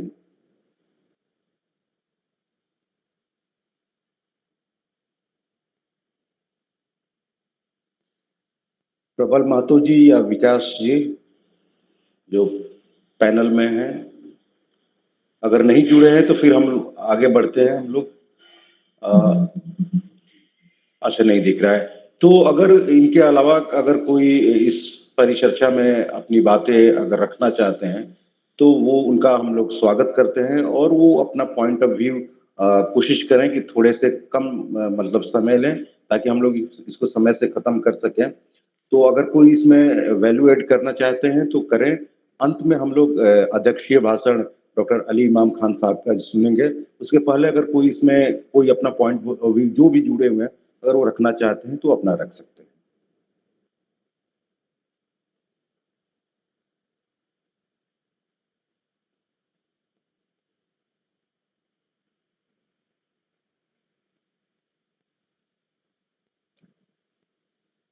कोई हाथ तो नजर नहीं आ रहा है। हाँ, कोई सामने भी नहीं आए हैं। तो जुड़े हुए हैं कि हिमांशु शेखर चौधरी जुड़े हुए हैं, आप उनको बुला सकते हैं। तो हिमांशु जी अगर हाँ अगर आप सुन रहे हैं तो आप अपनी बातें रख सकते हैं। जो भी जो 5वीं 6ठी अनुसूची है या झारखंड में जो संविधान जागरूकता की बात है या अब तक जो तीनों हमारे पैनलिस्ट ने बहुत डिटेल में अपनी बातें रखी है और बहुत डीपली उन्होंने बातें रखी है। तो अगर आप इसमें और कुछ वैल्यू एडिशन करना चाहते हैं तो कर सकते हैं। संजय जी, आपका बहुत बहुत शुक्रिया। और खान साहब ने भी याद किया, पर आज अगर मुझे सिर्फ सुनने और समझने का के लिए रखा जाए तो बेहतर होगा। आपको सुनते हैं सर आज? बोलने के लिए चीजें हैं और ऐसे मंच के लिए भी जरूरी है कि जब हम संविधान की 5वें और 6ठी सूची का की झारखंड में स्थिति और संविधान और तात्कालीन समाज और राजनीति को एक बड़े फलक पे, कैनवस पे समझने की कोशिश कर रहे हैं, तो व्याख्याओं में चंचलता समझ तो आती है पर परेशानी अपने पीछे छोड़ जाती है। हम जिस दौर से गुजर रहे हैं वो दौर बहुत आक्रामक दौर है प्रतीकों की लड़ाई के लिए, प्रतीकों को हथियाने के लिए, चेतनाओं पर शासन करने के लिए। और इसकी लड़ाई बौद्धिक स्तर पर लंबे समय से चली है। 1960 के दशक के आसपास ये बातें आ गई कि लिबरल डेमोक्रेसी के नाम पर हम जिस डेमोक्रेसी को समझते हैं और उस समय पूंजी की जो स्थिति है वो लिबरल डेमोक्रेसी सैचुरेट है पूंजी को और मजबूत और गहन करने के लिए। कई बार मेरी अपनी व्यक्तिगत समझ ये बनती है कि हम जब बात कर रहे होते हैं तो हम जिस प्रपंच में, बौद्धिक स्तर के जिस प्रपंच में हम फंसे हैं उसमें हम सिर्फ व्याख्या कर पाते हैं। जो जमीनी लड़ाई होनी चाहिए उस पे हम व्यक्तिगत रूप से सफल नहीं हो पाते हैं। उसकी मेरी अपनी जो व्यक्तिगत समझ है वो ये है कि शायद हम अपनी अपनी व्याख्याओं में ही थोड़ी सी गलती कर रहे होते हैं। हमारे जितने भी समुदाय हैं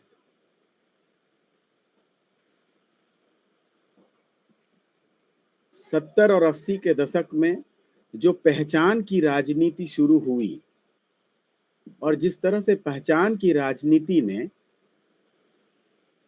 हमारे वर्ग की राजनीति को जिस तरह से कमजोर किया और उसका फायदा उठाकर पूंजी ने हमारे दूसरे संसाधनों पर, हमारे अपने शिक्षा पद्धति पर, हमारे अपने एजुकेशन सिस्टम पर और हमारे मीडिया पर जिस तरह का होमोजिनस एक अधिकार बनाया है वो खतरनाक है। हम व्याख्याओं में परेशानी को तो समझ पा रहे हैं, लेकिन अभी भी उन्हीं मुहावरों, उन्हीं शब्दावलियों का इस्तेमाल कर रहे हैं जैसे कि लिबरल डेमोक्रेसी जो स्थापित की गई थी, जिसे अमेरिकी एक एकेडमिशियन ने एंड ऑफ हिस्ट्री के साथ मान लिया था कि वो वहीं रुक जाएगा, या जिसे अमेरिकी एक एकेडमिशियन ने क्लास ऑफ सिविलाइजेशन के नाम से कहा था कि अब दूसरे तरह की लड़ाइयां होंगी, हमें उस व्याख्या पे थोड़ा ध्यान देने की जरूरत पड़ेगी। क्योंकि वो जो प्रतीकों की लड़ाई है, आप ध्यान से देखेंगे तो जिस तरह से सफाई को लेकर हमारे यहाँ पर अभी फिलहाल पिछले 10 वर्षों से काम हुआ, सफाई, स्वच्छता अभियान, ये स्वच्छता अभियान किन लोगों के कंधों पर इसकी जिम्मेदारी पड़ी और धीरे धीरे वो सफाई हमारे अपने इतिहासों में भी आने लगा कि इतिहास का भी एक क्लींजिंग करना है। हमारे अपने बौद्धिक क्षमताओं में भी आप ये कह सकते हैं, ये नहीं कह सकते हैं। जो नहीं कह सकते हैं वो किसी ने घोषित कर दिया कि वो क्लीन नहीं है, at least it is not clean enough. मैं इस पर 2 मिनट और अगर है तो मैं आपको एक बात बताऊं। मैं अपने विश्वविद्यालय में राष्ट्रीय शिक्षा नीति 2020 को उतारने, जमीन पर उतारने के लिए जिम्मेदार हूं। और इसका जो डिलेमा है कि राष्ट्रीय शिक्षा नीति पूर्ण रूप से न्यू लिबरल इकोनॉमिक पॉलिसीज के साथ अलाइंड है। वो शिक्षा का कमर्शियलाइजेशन है। पर जितनी नजदीक से इन चीजों को देख रहा हूं, उतने नजदीक से ये चीजें और साफ तौर पर स्थापित हो रही हैं।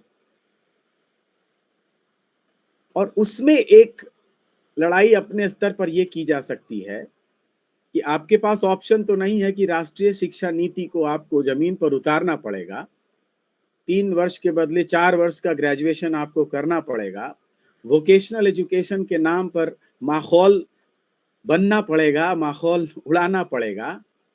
लेकिन उसके अंदर भी अगर आप क्रिएटिवली सोचें तो गुंजाइश है। अपने विश्वविद्यालय में एक बात सरकार के स्तर पर यह आई कि विश्वविद्यालय जो चीजें पढ़ा सकता है वो पढ़ा ले, बाकी के कुछ क्रेडिट बच्चा बाजार के किसी कोर्स के साथ फीस देकर पूरा कर लेगा। हमने इस विश्वविद्यालय में अभी तक ऐसा नहीं करने दिया है, in spite of the fact that there has been a lot of pressure from the HRD and government of Jharkhand। और गवर्नमेंट ऑफ झारखंड किसकी रही है? ये पिछले 2-3 वर्षों में गवर्नमेंट ऑफ झारखंड बीजेपी की नहीं रही है। अब सरकारें सिर्फ हमारे चुने हुए नुमाइंदे नहीं चला रहे होते हैं, बहुत दूसरी तरह से भी सरकारें चलती हैं। अब सरकार के स्तर पर, केंद्र सरकार के स्तर पर, राज्य सरकार के स्तर पर ये अगर मान लिया है कि राष्ट्रीय शिक्षा नीति के द्वारा हम शिक्षा का जो सिस्टम है उसका हम प्राइवेटाइजेशन करेंगे और उसके लिए जो एक मुनाफाखोरी का एक बहुत बड़ा खजाना छुटा हुआ है। कुछ लोग ये कहते हैं कि हमारे देश में शिक्षा जो है $10 ट्रिलियन का एक बहुत बड़ा बाजार लेकर आएगा। पर जैसे ही आप शिक्षा को बाजारवाद में बदलेंगे, क्या हमारे आदिवासी, क्या हमारे अल्पसंख्यक, क्या हमारे पिछड़े हुए लोग, आर्थिक रूप से पिछड़े हुए लोग उस शिक्षा व्यवस्था में अपने लिए जगह बना पाएंगे? ये नहीं है। पर ये लड़ाइयां हम लोगों को अपने स्तर पर करनी होगी। छात्र जीवन में, छात्र राजनीति करते वक्त एक बात समझ में आई थी कि जब पूरे फलक पर कुछ काम न हो सके तो अपने हिस्से की जिम्मेदारी पर आप चीजों को जब तक बचा सकते हैं बचाकर रखने की कोशिश करें। मैं विनोद बिहारी महतो कोयलांचल विश्वविद्यालय से जुड़ा हूं और यहां अभी तक ग्रेजुएशन में, अपार्ट फ्रॉम द फैक्ट कि वोकेशनल कोर्सेज के लिए एक 250 रुपया पर सेमेस्टर के हिसाब से फीस लिया जाता है एडमिशन के समय में, उसके अलावा किसी बाहरी व्यवस्था से क्रेडिट कमाने की व्यवस्था को एक रेजिस्टेंस के रूप में रोक रखा है। ये कल तक मैं इस पर सफल हो पाऊंगा वो मुझे नहीं पता है। पर इस तरह की छोटी छोटी लड़ाइयां, जो कि पूर्व के वक्ताओं ने भी ये बातें कही कि ये छोटी छोटी लड़ाइयां हम लोगों को कई बार लड़नी पड़ती है, कई बार चुपके भी लड़नी पड़ती है। क्योंकि जब इस चीजों के बारे में बहुत चर्चाएं करूंगा तो मुझे पता है कि आक्रमण भी उसी तरह से बढ़ता है। तो एक स्ट्रैटेजिक तरीके से ये काम किया और मैं इस मंच के हवाले ये बात जरूर कहना चाहूंगा कि शिक्षा को मैं एक जरूरी अवयव के रूप में, एलिमेंट के रूप में देखता हूं, जहां पर वही एक रास्ता है जहां पर सिर्फ इंजीनियरिंग या साइंस एंड टेक्नोलॉजी नहीं, सोशल साइंसेस और ह्यूमैनिटीज के मार्फत से हम समाज को जागृत कर सकें और समाज को संविधान के तर्कों को समझने लायक बना सकें। आपका बहुत बहुत धन्यवाद। धन्यवाद सर। आपने काफी कम समय में आपने जो गंभीर विश्लेषण किया है, स्पेशली राष्ट्रीय शिक्षा नीति की और उसके जो खतरे और चुनौतियां जो बताई है, जिस तरह से आपने बताया कि किस तरह व्यवसायीकरण की तरफ पूरी शिक्षा जा रही है और ये इसका सबसे ज्यादा प्रभाव जो हमारे दलित है, हमारे जो आर्थिक रूप से कमजोर वर्ग है, उस पर पड़ेगा। तो आप ये एस्पेक्ट्स लाने के लिए आपको धन्यवाद। और आपने ये भी बताया कि किस तरह से बौद्धिक प्रपंच हो रहे हैं और व्याख्या में हम लोग फंसे हुए हैं, ये भी आपने गंभीर विश्लेषण किया है। चलिए, समय कम है, नहीं तो और भी आपको सुना जा सकता था और कभी हम लोग चाहेंगे कि अगली परिचर्चा में हम लोग आपको पूरी तरह सुने। और जो आपने जिस तरह से व्याख्या की है राष्ट्रीय शिक्षा नीति की, क्योंकि राष्ट्रीय शिक्षा नीति देश का भविष्य निर्माण करेगा, अगर वही सही भविष्य नहीं निर्माण करेगा तो देश किस तरफ जाएगा आप हम लोग समझ सकते हैं। तो इन सारी अब पैनलिस्ट का हम मुझे लगता है कि सारे के लगभग आ गए हैं, विचार आ गए हैं। तो अंत में हम अध्यक्षीय भाषण के लिए ओके, कोई हाँ हैंड रेज किया है। चलिए, कोई हैंड रेज कर रही है शांति खलको जी ने शांति खलको जी। हाँ, शांति खलको जी, अगर आप कुछ अपनी बातें रखना चाहती हैं तो आपका स्वागत है।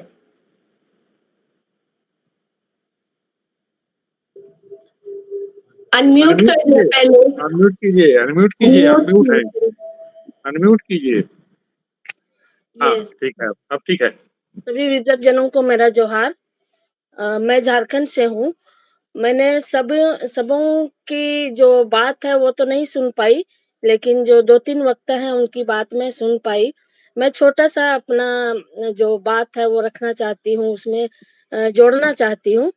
बात ये कहना चाह रही हूँ कि जो टीएससी की बात नीतिशा खलखो जी ने कहा है, तो टीएससी में हमारे राज्यपाल महोदय होते हैं, हमारे मुख्यमंत्री होते हैं, फिर हमारे कमिटी के सदस्य होते हैं।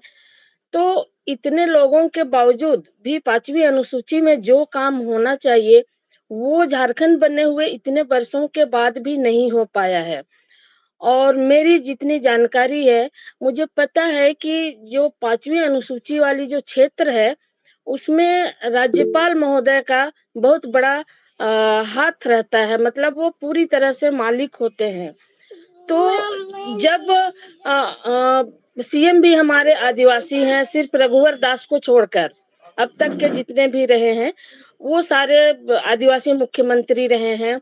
राज्यपाल भले भी कोई भी रहता आया है, लेकिन फिर भी इन दोनों का जो मेल-जोल होता है, जो विचारों की जो इन लोगों का मिलना होता है, मतलब क्यों ऐसा क्या कारण हो रहा है कि ये लोग तालमेल नहीं बना पा रहे हैं झारखंड जैसे राज्य के विकास के लिए।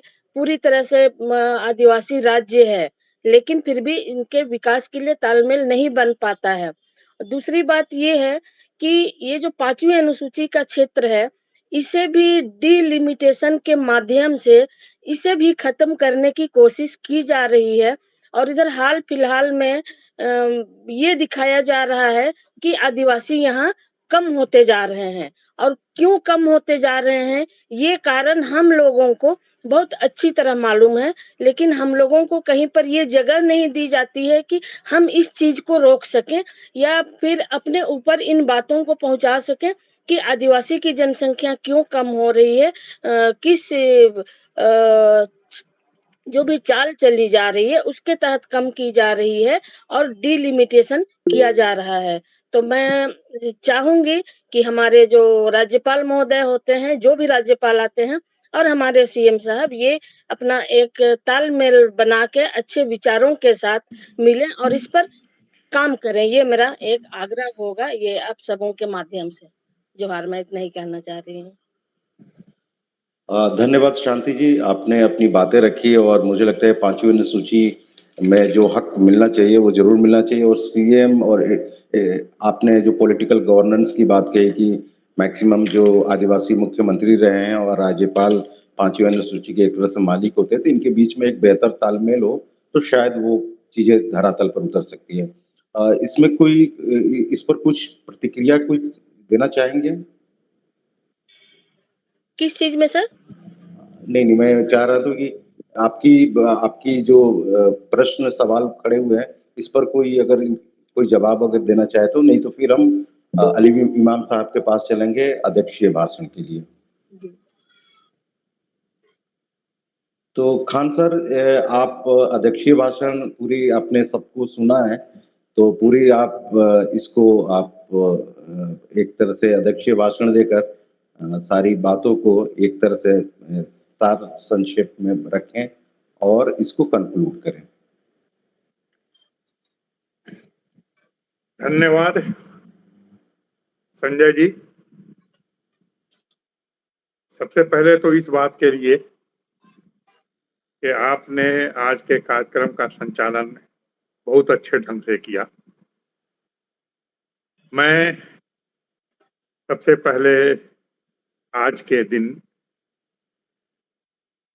डॉक्टर बाबा साहब भीमराव अंबेडकर के प्रति सम्मान और श्रद्धा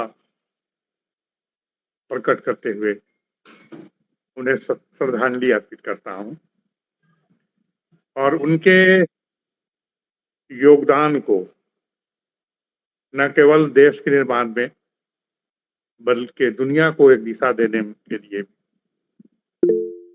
याद करता हूं। साथ ही साथ इस बात पे जोर देता हूं कि उनके योगदान को समझने के लिए उनकी जो पुस्तकें हैं, उनके जो काम हैं, उसको आज की पीढ़ी को जानना चाहिए। क्योंकि हो ये रहा है कि बाबा साहब अम्बेडकर के नाम पर सिंबल्स तो उठाए जा रहे हैं, प्रतीक के तौर पर उनका राजनीतिक इस्तेमाल भी किया जा रहा है, लेकिन उसके में जो सब्सटेंस है, जो उसका आधार है, उसका जो मूल दर्शन है, वो कहीं पीछे छूट जाता है। तो इस चीज पर भी ध्यान देने की जरूरत है, खास करके जो लोग एकेडमिक वर्ल्ड में काम कर रहे हैं, साहित्य के क्षेत्र में काम कर रहे हैं, कला के क्षेत्र में काम कर रहे हैं, रंगकर्म के क्षेत्र में काम कर रहे हैं, उनको अपने अपने माध्यमों से उनका जो योगदान है और जो उनकी विरासत है उसको लोगों तक पहुंचाने और खास करके आज के युवाओं तक पहुंचाने का काम करना है। ये एक बड़ी जिम्मेदारी है और इस जिम्मेदारी को हम एक ब्रॉडर नेटवर्क के जरिया ही कर सकते हैं और इसके लिए हमें अपने अपने स्तर से और मिलजुल कर भी प्रयास करने की जरूरत है। दूसरी बात यह है कि आज हमारे यहाँ पहले से जो निर्धारित थे वो 5 पैनलिस्ट थे, जिसमें से 2 किसी कारण से उपस्थित नहीं हो सके, प्रबल महतो जी और विकास। बाकी तीनों ने अपनी बातें बहुत ही स्पष्ट ढंग से हमसे साझा किया है और उसके साथ साथ 2 और लोगों ने इस पूरी बहस में, इस पूरी परिचर्चा में जो है सो योगदान किया है, हिमांशु शेखर चौधरी और डॉक्टर शांति खलको जी ने। हम इन 5 के प्रति साइंस फॉर सोसाइटी झारखंड के तरफ से आभार प्रकट करते हैं और उनकी जो सोच है और उससे बढ़कर जो कुछ करने का जज्बा है उसके प्रति एक ऐसे जज्बे का इजहार करते हैं जहां से मिलजुल कर काम करने की गुंजाइश बनती है और एक रास्ता निकलता है कि चाहे हालात जितने खराब हों, आज भी हम काम कर सकते हैं। कुछ सतर्कता बरतनी पड़ सकती है स्थितियों को ध्यान में रख करके, लेकिन काम करने की तरफ इतनी कोई बड़ी बाधा नहीं है कि हम लोगों को जागरूक न कर सके। उनको अपने अधिकारों के प्रति संविधान ने जो उनको अधिकार दिए हैं, लोकतंत्र के जरिया जो उनको अधिकार मिले हैं, उनके प्रति हम उन्हें जागरूक नहीं कर सके और फिर अधिकारों को हासिल करने के लिए संघर्ष के रास्ते पर नहीं उतार सके। उन्हें इसके लिए तैयार नहीं कर सके कि जो गलत हो रहा है उसे पूरी दृढ़ता के साथ गलत कहा जाए और उसको खारिज किया जाए और जो कुछ जनहित में है, लोगों के हक में है, फायदे में है, यानी जो आज उन लोगों का सच है उसके साथ खड़े होकर उसके लिए संघर्ष को और तेज किया जाए और व्यापक किया जाए और आगे बढ़ाया जाए।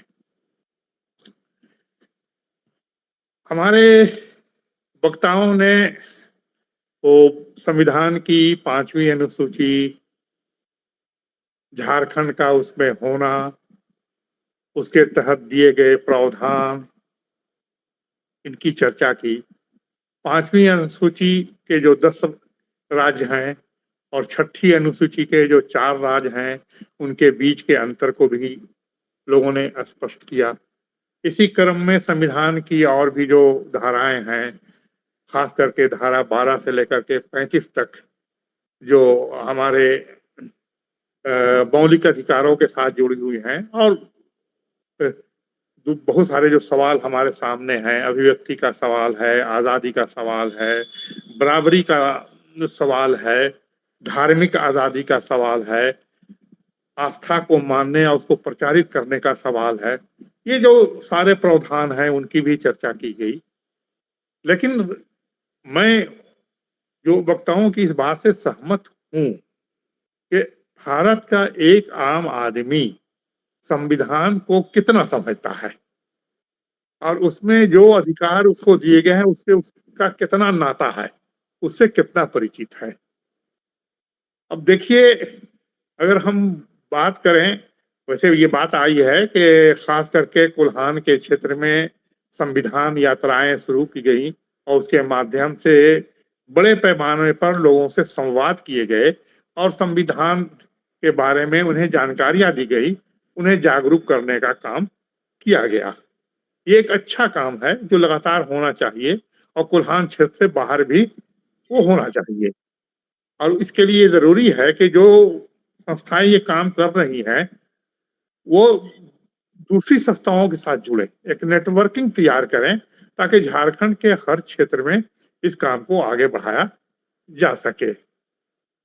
लेकिन बात जो है, देखिए मुख्य तौर से जो बात यही है कि आजादी के 75 सालों बाद भी बहुत सारे सवाल हमारे सामने हैं। सवाल ये है कि आज भी जो हमारा दलित समाज है, जो आदिवासी समाज है, हाशिए पे पड़ा हुआ समाज है, अल्पसंख्यक है, क्या सही मानों में जो उनके जनवादी अधिकार हैं, जो संवैधानिक अधिकार हैं, उन्हें प्राप्त हो रहे हैं? अगर कानून बने भी हैं तो क्या उसको लागू करने वाली एजेंसियां सही ढंग से काम कर रही हैं कि उसका लाभ उन लोगों को मिल सके? ये एक बड़ा सवाल है। इसी सवाल से जुड़ा हुआ सवाल है जो हमारे पैनलिस्ट ने उठाया है कि आजादी के 75 साल के बाद भी अगर रिप्रेजेंटेशन की हम बात करें तो ऐसे समाज के लोगों को रिप्रेजेंटेशन नहीं मिला है। उनको भी नहीं मिला है जिनको आरक्षण प्राप्त है। क्योंकि आप विश्वविद्यालय की बात करें, जुडिशियरी की बात करें, मीडिया की बात करें या इस तरह के दूसरे क्षेत्रों की बात करें तो वहां भी आज उनकी भागीदारी, उनका प्रतिनिधित्व जो है सो उनको जो आरक्षण है उससे बहुत कम है। तो ऐसा क्यों हुआ? एक सवाल बनता है जो सिर्फ हमें नहीं उठाना है, जनता को भी उठाना है। और इसके लिए जनता को संविधान में प्रदत्त अधिकारों, संविधान के द्वारा दिए गए अधिकारों के प्रति जागरूक करना भी बहुत जरूरी है।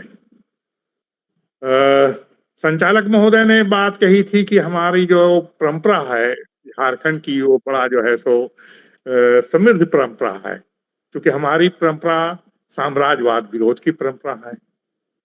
हमारी परंपरा ये भी है कि ये क्षेत्र कभी भी जो है तो ब्राह्मणवादी विश्वास और आस्था का क्षेत्र नहीं रहा है।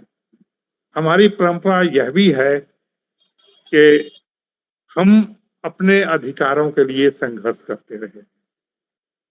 इसी से जुड़ा हुआ मेरा एक सवाल है कि ये सब चीजें ठीक हैं, इतिहास हमें प्रेरित करता है, लेकिन आज के इस दौर में साम्राज्यवाद के हित में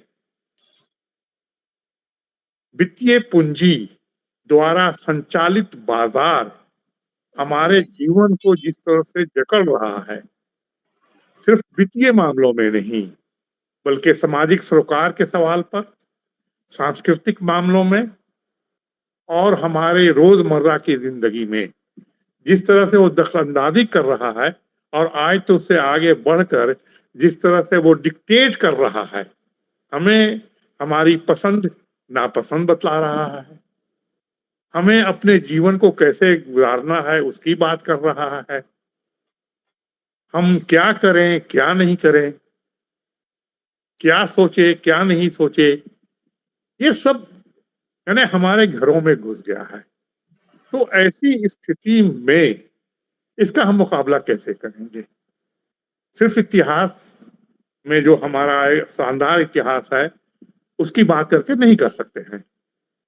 हमें न्यू लिबरल इकोनॉमी का जो जाल इस देश में फैला है कहीं नहीं कहीं उससे टकराना होगा। और उसके लिए जो आपको कॉरपोरेट समर्थित और संवर्धित बाजार है उसे हमें पीपल्स मार्केट में बदलना होगा। झारखंड में इसकी मिसालें हैं। हमारा जो क्षेत्र झारखंड रहा है वो हाट और हटियाओं का क्षेत्र रहा है, जहां बाजार की एक भूमिका होती थी। और वो भूमिका सिर्फ जो है सो सामान के खरीद फरोख्त तक नहीं थी, लोगों के विचारों के आदान प्रदान, सूचनाओं के आदान प्रदान, सांस्कृतिक आदान प्रदान तक फैली हुई थी। वो पीछे पड़ रहा है। इसकी लड़ाई कौन लड़ेगा? ये एक बड़ा सवाल है जिसे हमें समझने की जरूरत है। और इसी से जुड़ा हुआ सवाल ये है कि जो बात आई कि साहब झारखंड के बने हुए लगभग 23 वर्ष से ज्यादा हो गए हैं, लेकिन इस दरमियान जो है सो इस पूरे पीरियड में झारखंड की जो भाषा है, यहाँ की जो संस्कृति है, यहाँ का जो जीवन है, यहाँ का वह जीवन जो प्रकृति के बहुत करीब है, जो प्रकृति को बचाना चाहता है और प्रकृति से वो उतना ही लेना चाहता है जो हमारी जिंदगी के लिए जरूरी है, ये आगे बढ़ा है कि ये पीछे गया है। सच्चाई यही है कि ये बाजारवाद के दबाव पे, ये वित्तीय बाजार के दबाव में यह कम हुआ है, सीमित हुआ है। तो यह भी एक बड़ी चुनौती है कि जब हम संविधान की बात करते हैं, संविधान में जो मानव अधिकारों की बात की गई है, जब उनकी बात करते हैं तो हमें इन सवालों से भी आज टकराने की जरूरत है।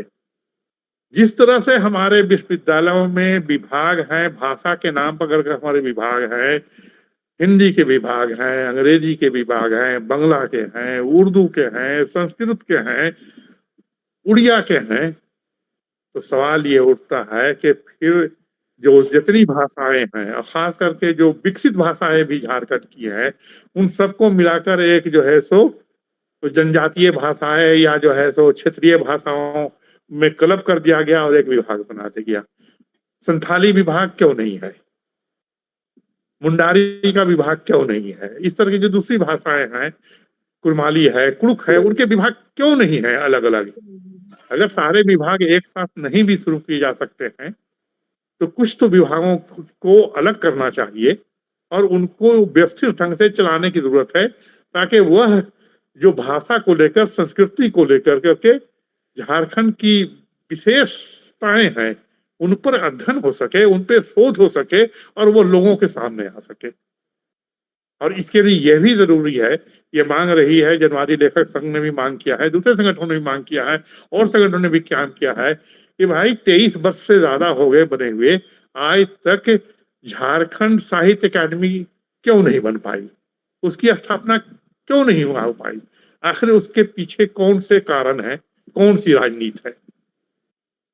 आज इस मंच से भी ये बात उठाई गई है, हम उसका समर्थन करते हैं और साथ ही साथ मुझे तो याद आता है कि संविधान की जागरूकता का जो काम झारखंड में मैंने देखा एक कॉलेज में काम करते हुए, वो मुझे नजर आया कि साहब पहले तो ठीक है, संविधान के ऊपर राजनीति विज्ञान विभाग या समाज विज्ञान के दूसरे विभागों के द्वारा जो है सो संवैधानिक सवालों पर जो है सो सेमिनार, सिम्पोजियम, गोष्ठियां आयोजित होती थी और वह भी एक तरह से जो है सो इस जागरूकता को बढ़ाने का काम करती थी। लेकिन 2015 से खास कर करके 26 नवंबर को संविधान दिवस को मनाने का चलन शुरू हुआ और उसके माध्यम से तो कई तरह की गतिविधियों का आयोजन विश्वविद्यालय में, कॉलेजों में, स्कूलों में भी होने लगा और उसके बाद से वो लगातार हो रहा है। लेकिन ये पहुंच बहुत ज्यादा नहीं है। ये जो है सो जो कैंपसेस हमारे हैं, कॉलेज के होम इंस्टीट्यूट हैं, उन तक ही सीमित रहता है, वहां से बात नीचे तक बहुत कम जाती है। इसलिए जरूरी हो जाता है कि ये संविधान यात्रा जैसे कार्यक्रम को डिजाइन किया जाए और उन कार्यक्रमों के साथ लोगों के साथ संविधान के सवाल पर और विशेषकर जो 5वीं अनुसूची जिसमें झारखंड आता है, उस सवाल पर लोगों से संवाद किया जाए, लोगों के साथ चर्चा की जाए और उन्हें जागरूक बनाने का काम किया जाए। अब ट्राइबल एडवाइजरी काउंसिल है, 13 जिले जो इस 5वीं अनुसूची के तहत चिन्हित किए गए हैं, उनमें ये के लिए कार्य करती है। लेकिन अब तक जो काम हुए हैं वो ऐसे नहीं है जिसकी सराहना की जा सकती है। एक तो उसका जो स्ट्रक्चर है, मैं समझता हूँ मैं भी उसमें भी बदलाव की जरूरत है। अभी बहुत हद तक जो स्ट्रक्चर है वह जो हमारे विधायक हैं और जो सरकारी पक्ष के लोग हैं उनके द्वारा जो है सो डोमिनेट हो जाता है।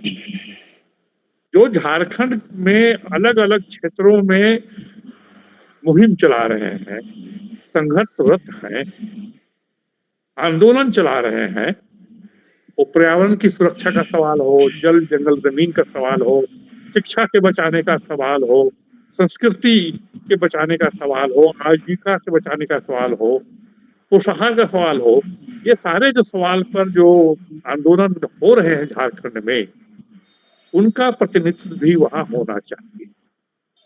इसकी जरूरत है।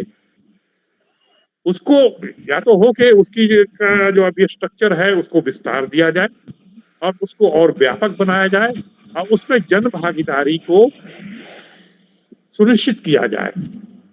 सिर्फ उनके प्रतिनिधियों के माध्यम से नहीं, सीधी जन भागीदारी, जैसे 75% तो अभी प्रतिनिधियों के माध्यम से है, तो कम से कम 30 से 40% सीधे सीधी जन भागीदारी उसमें सुनिश्चित होनी चाहिए, ताकि झारखंड के जो सवाल हैं उसमें जगह पा सके, उनके मुताबिक कार्यक्रम बने, पॉलिसियां बने और उनको जो है सो झारखंड के लोगों के मिलकर लागू किया जा सके। तो ये सारे सवाल है, लेकिन आज जो है सो चीजें बिल्कुल उल्टी नजर आ रही हैं। आज जो सत्ता वर्ग है वह पूरी जो है सो अपनी आक्रामकता के साथ, अपनी पूरी उग्रता के साथ जो है सो न्यू लिबरल इकोनॉमी को उन इलाकों में भी स्थापित करना चाहता है। और जो 5वीं अनुसूची के तहत जो क्षेत्र आते हैं जिनमें ग्राम सभाओं को जो अधिकार मिले हुए हैं और वहां जो और उनको अधिकार मिले हुए हैं उनको और सीमित करने का काम कर रहा है, उनको शिथिल काम करने का काम कर रहा है और उनको लागू करने वाली जो एजेंसियां हैं शायद उतनी सहिष्णु नहीं है, उतनी संवेदनशील नहीं है, जो उस वहां की जनता के साथ अपने जुड़ाव को महसूस कर सके और उनके हित में जो है सो कार्यक्रम को लागू कर सके, पॉलिसियों को लागू कर सके। तो ये बहुत बड़ा सवाल है जिस पर हमें जो है सो अपनी एक नेटवर्किंग बनाने की जरूरत है। जो संगठन इस तरह के काम कर रहे हैं उनको लेकर करके और इसके साथ जनता के बीच में जाने की जरूरत है, उसे जागरूक करने की जरूरत है, उसे संघर्ष में शामिल करना, उनके साथ संघर्षों में शामिल होना और इस जो आंदोलन है एक खुशहाल झारखंड बनाने का, एक स्वच्छ झारखंड बनाने का, एक स्वस्थ झारखंड बनाने का जो एक सपना है उसको हमें जमीन पर उतारने के लिए सामने आकर काम करने की आज जरूरत है। और मुझे खुशी हो रही है कि आज खास करके जो एकेडमिक वर्ल्ड के नौजवान चेहरे हैं उसमें आ रहे हैं और अपनी बात बहुत ही जो है सो बेबाकी के साथ बहुत निर्भय ढंग से कह रहे हैं और यहीं से एक उम्मीद जगती है कि हम वह जमीन जो कभी बहुत नम थी अब सख्त हो गई है उसको हम तोड़ पाएंगे, उसे नम बनाएंगे और उसमें फसल लहलाएगी और हमारा जीवन खुशहाल होगा। दोस्तों बहुत बहुत धन्यवाद। धन्यवाद सर आपको, आपकी इस उम्मीद के लिए भी और पूरी परिचर्चा का सार संक्षेप प्रेजेंट करने के लिए। और कई आपने सवाल भी उठाए बाजारवाद और साम्राज्यवाद के तहत कैसे आदिवासियत खत्म हो रही है, फिर आपने ट्राइबल एडवाइजरी कमेटी की बात की, आपने जो अभी तक झारखंड साहित्य एकेडमी की स्थापना नहीं है उस पर आपने सवाल उठाया और 5th शेड्यूल के तो सबने सवाल उठाए ही। तो चलिए आपने जो उम्मीद जगाई है मुझे लगता है कि वो उम्मीद एक ये छोटी सी परिचर्चा से आगे बढ़ेगी। और एक शेर में बोलकर मैं आनंद सर से मैं चाहूँगा कि अब इस परिचर्चा का खत्म किया जाए कि दुनिया में मुकम्मल अंधेरा हुआ नहीं है अभी, हर डाल पर गीधों का बसेरा हुआ नहीं है अभी, बारूद के धुएं से थका थका नजर आता है सूरज, फिर भी आज तक उसके बगैर सवेरा हुआ है नहीं अभी। तो इसी उम्मीद के साथ कि झारखंड खुशहाल होगा और झारखंड जो सोसाइटी है, जो साइंस फॉर सोसाइटी है, वो एक इस तरह के संविधान यात्रा और वैज्ञानिक सोच को लोगों में आगे प्रचार प्रसार करती रहेगी। और आनंद सर से मैं अनुमति, अगर कुछ बोलना चाहते हैं तो बोले, नहीं तो फिर हम लोग इसको नहीं, इसको समाप्त करिए, चीजें आ ही गई हैं। हाँ, तो इस एक बार फिर से अम्बेडकर जयंती पर आप सारे लोगों को धन्यवाद, शुभकामनाएं और शुभ रात्रि।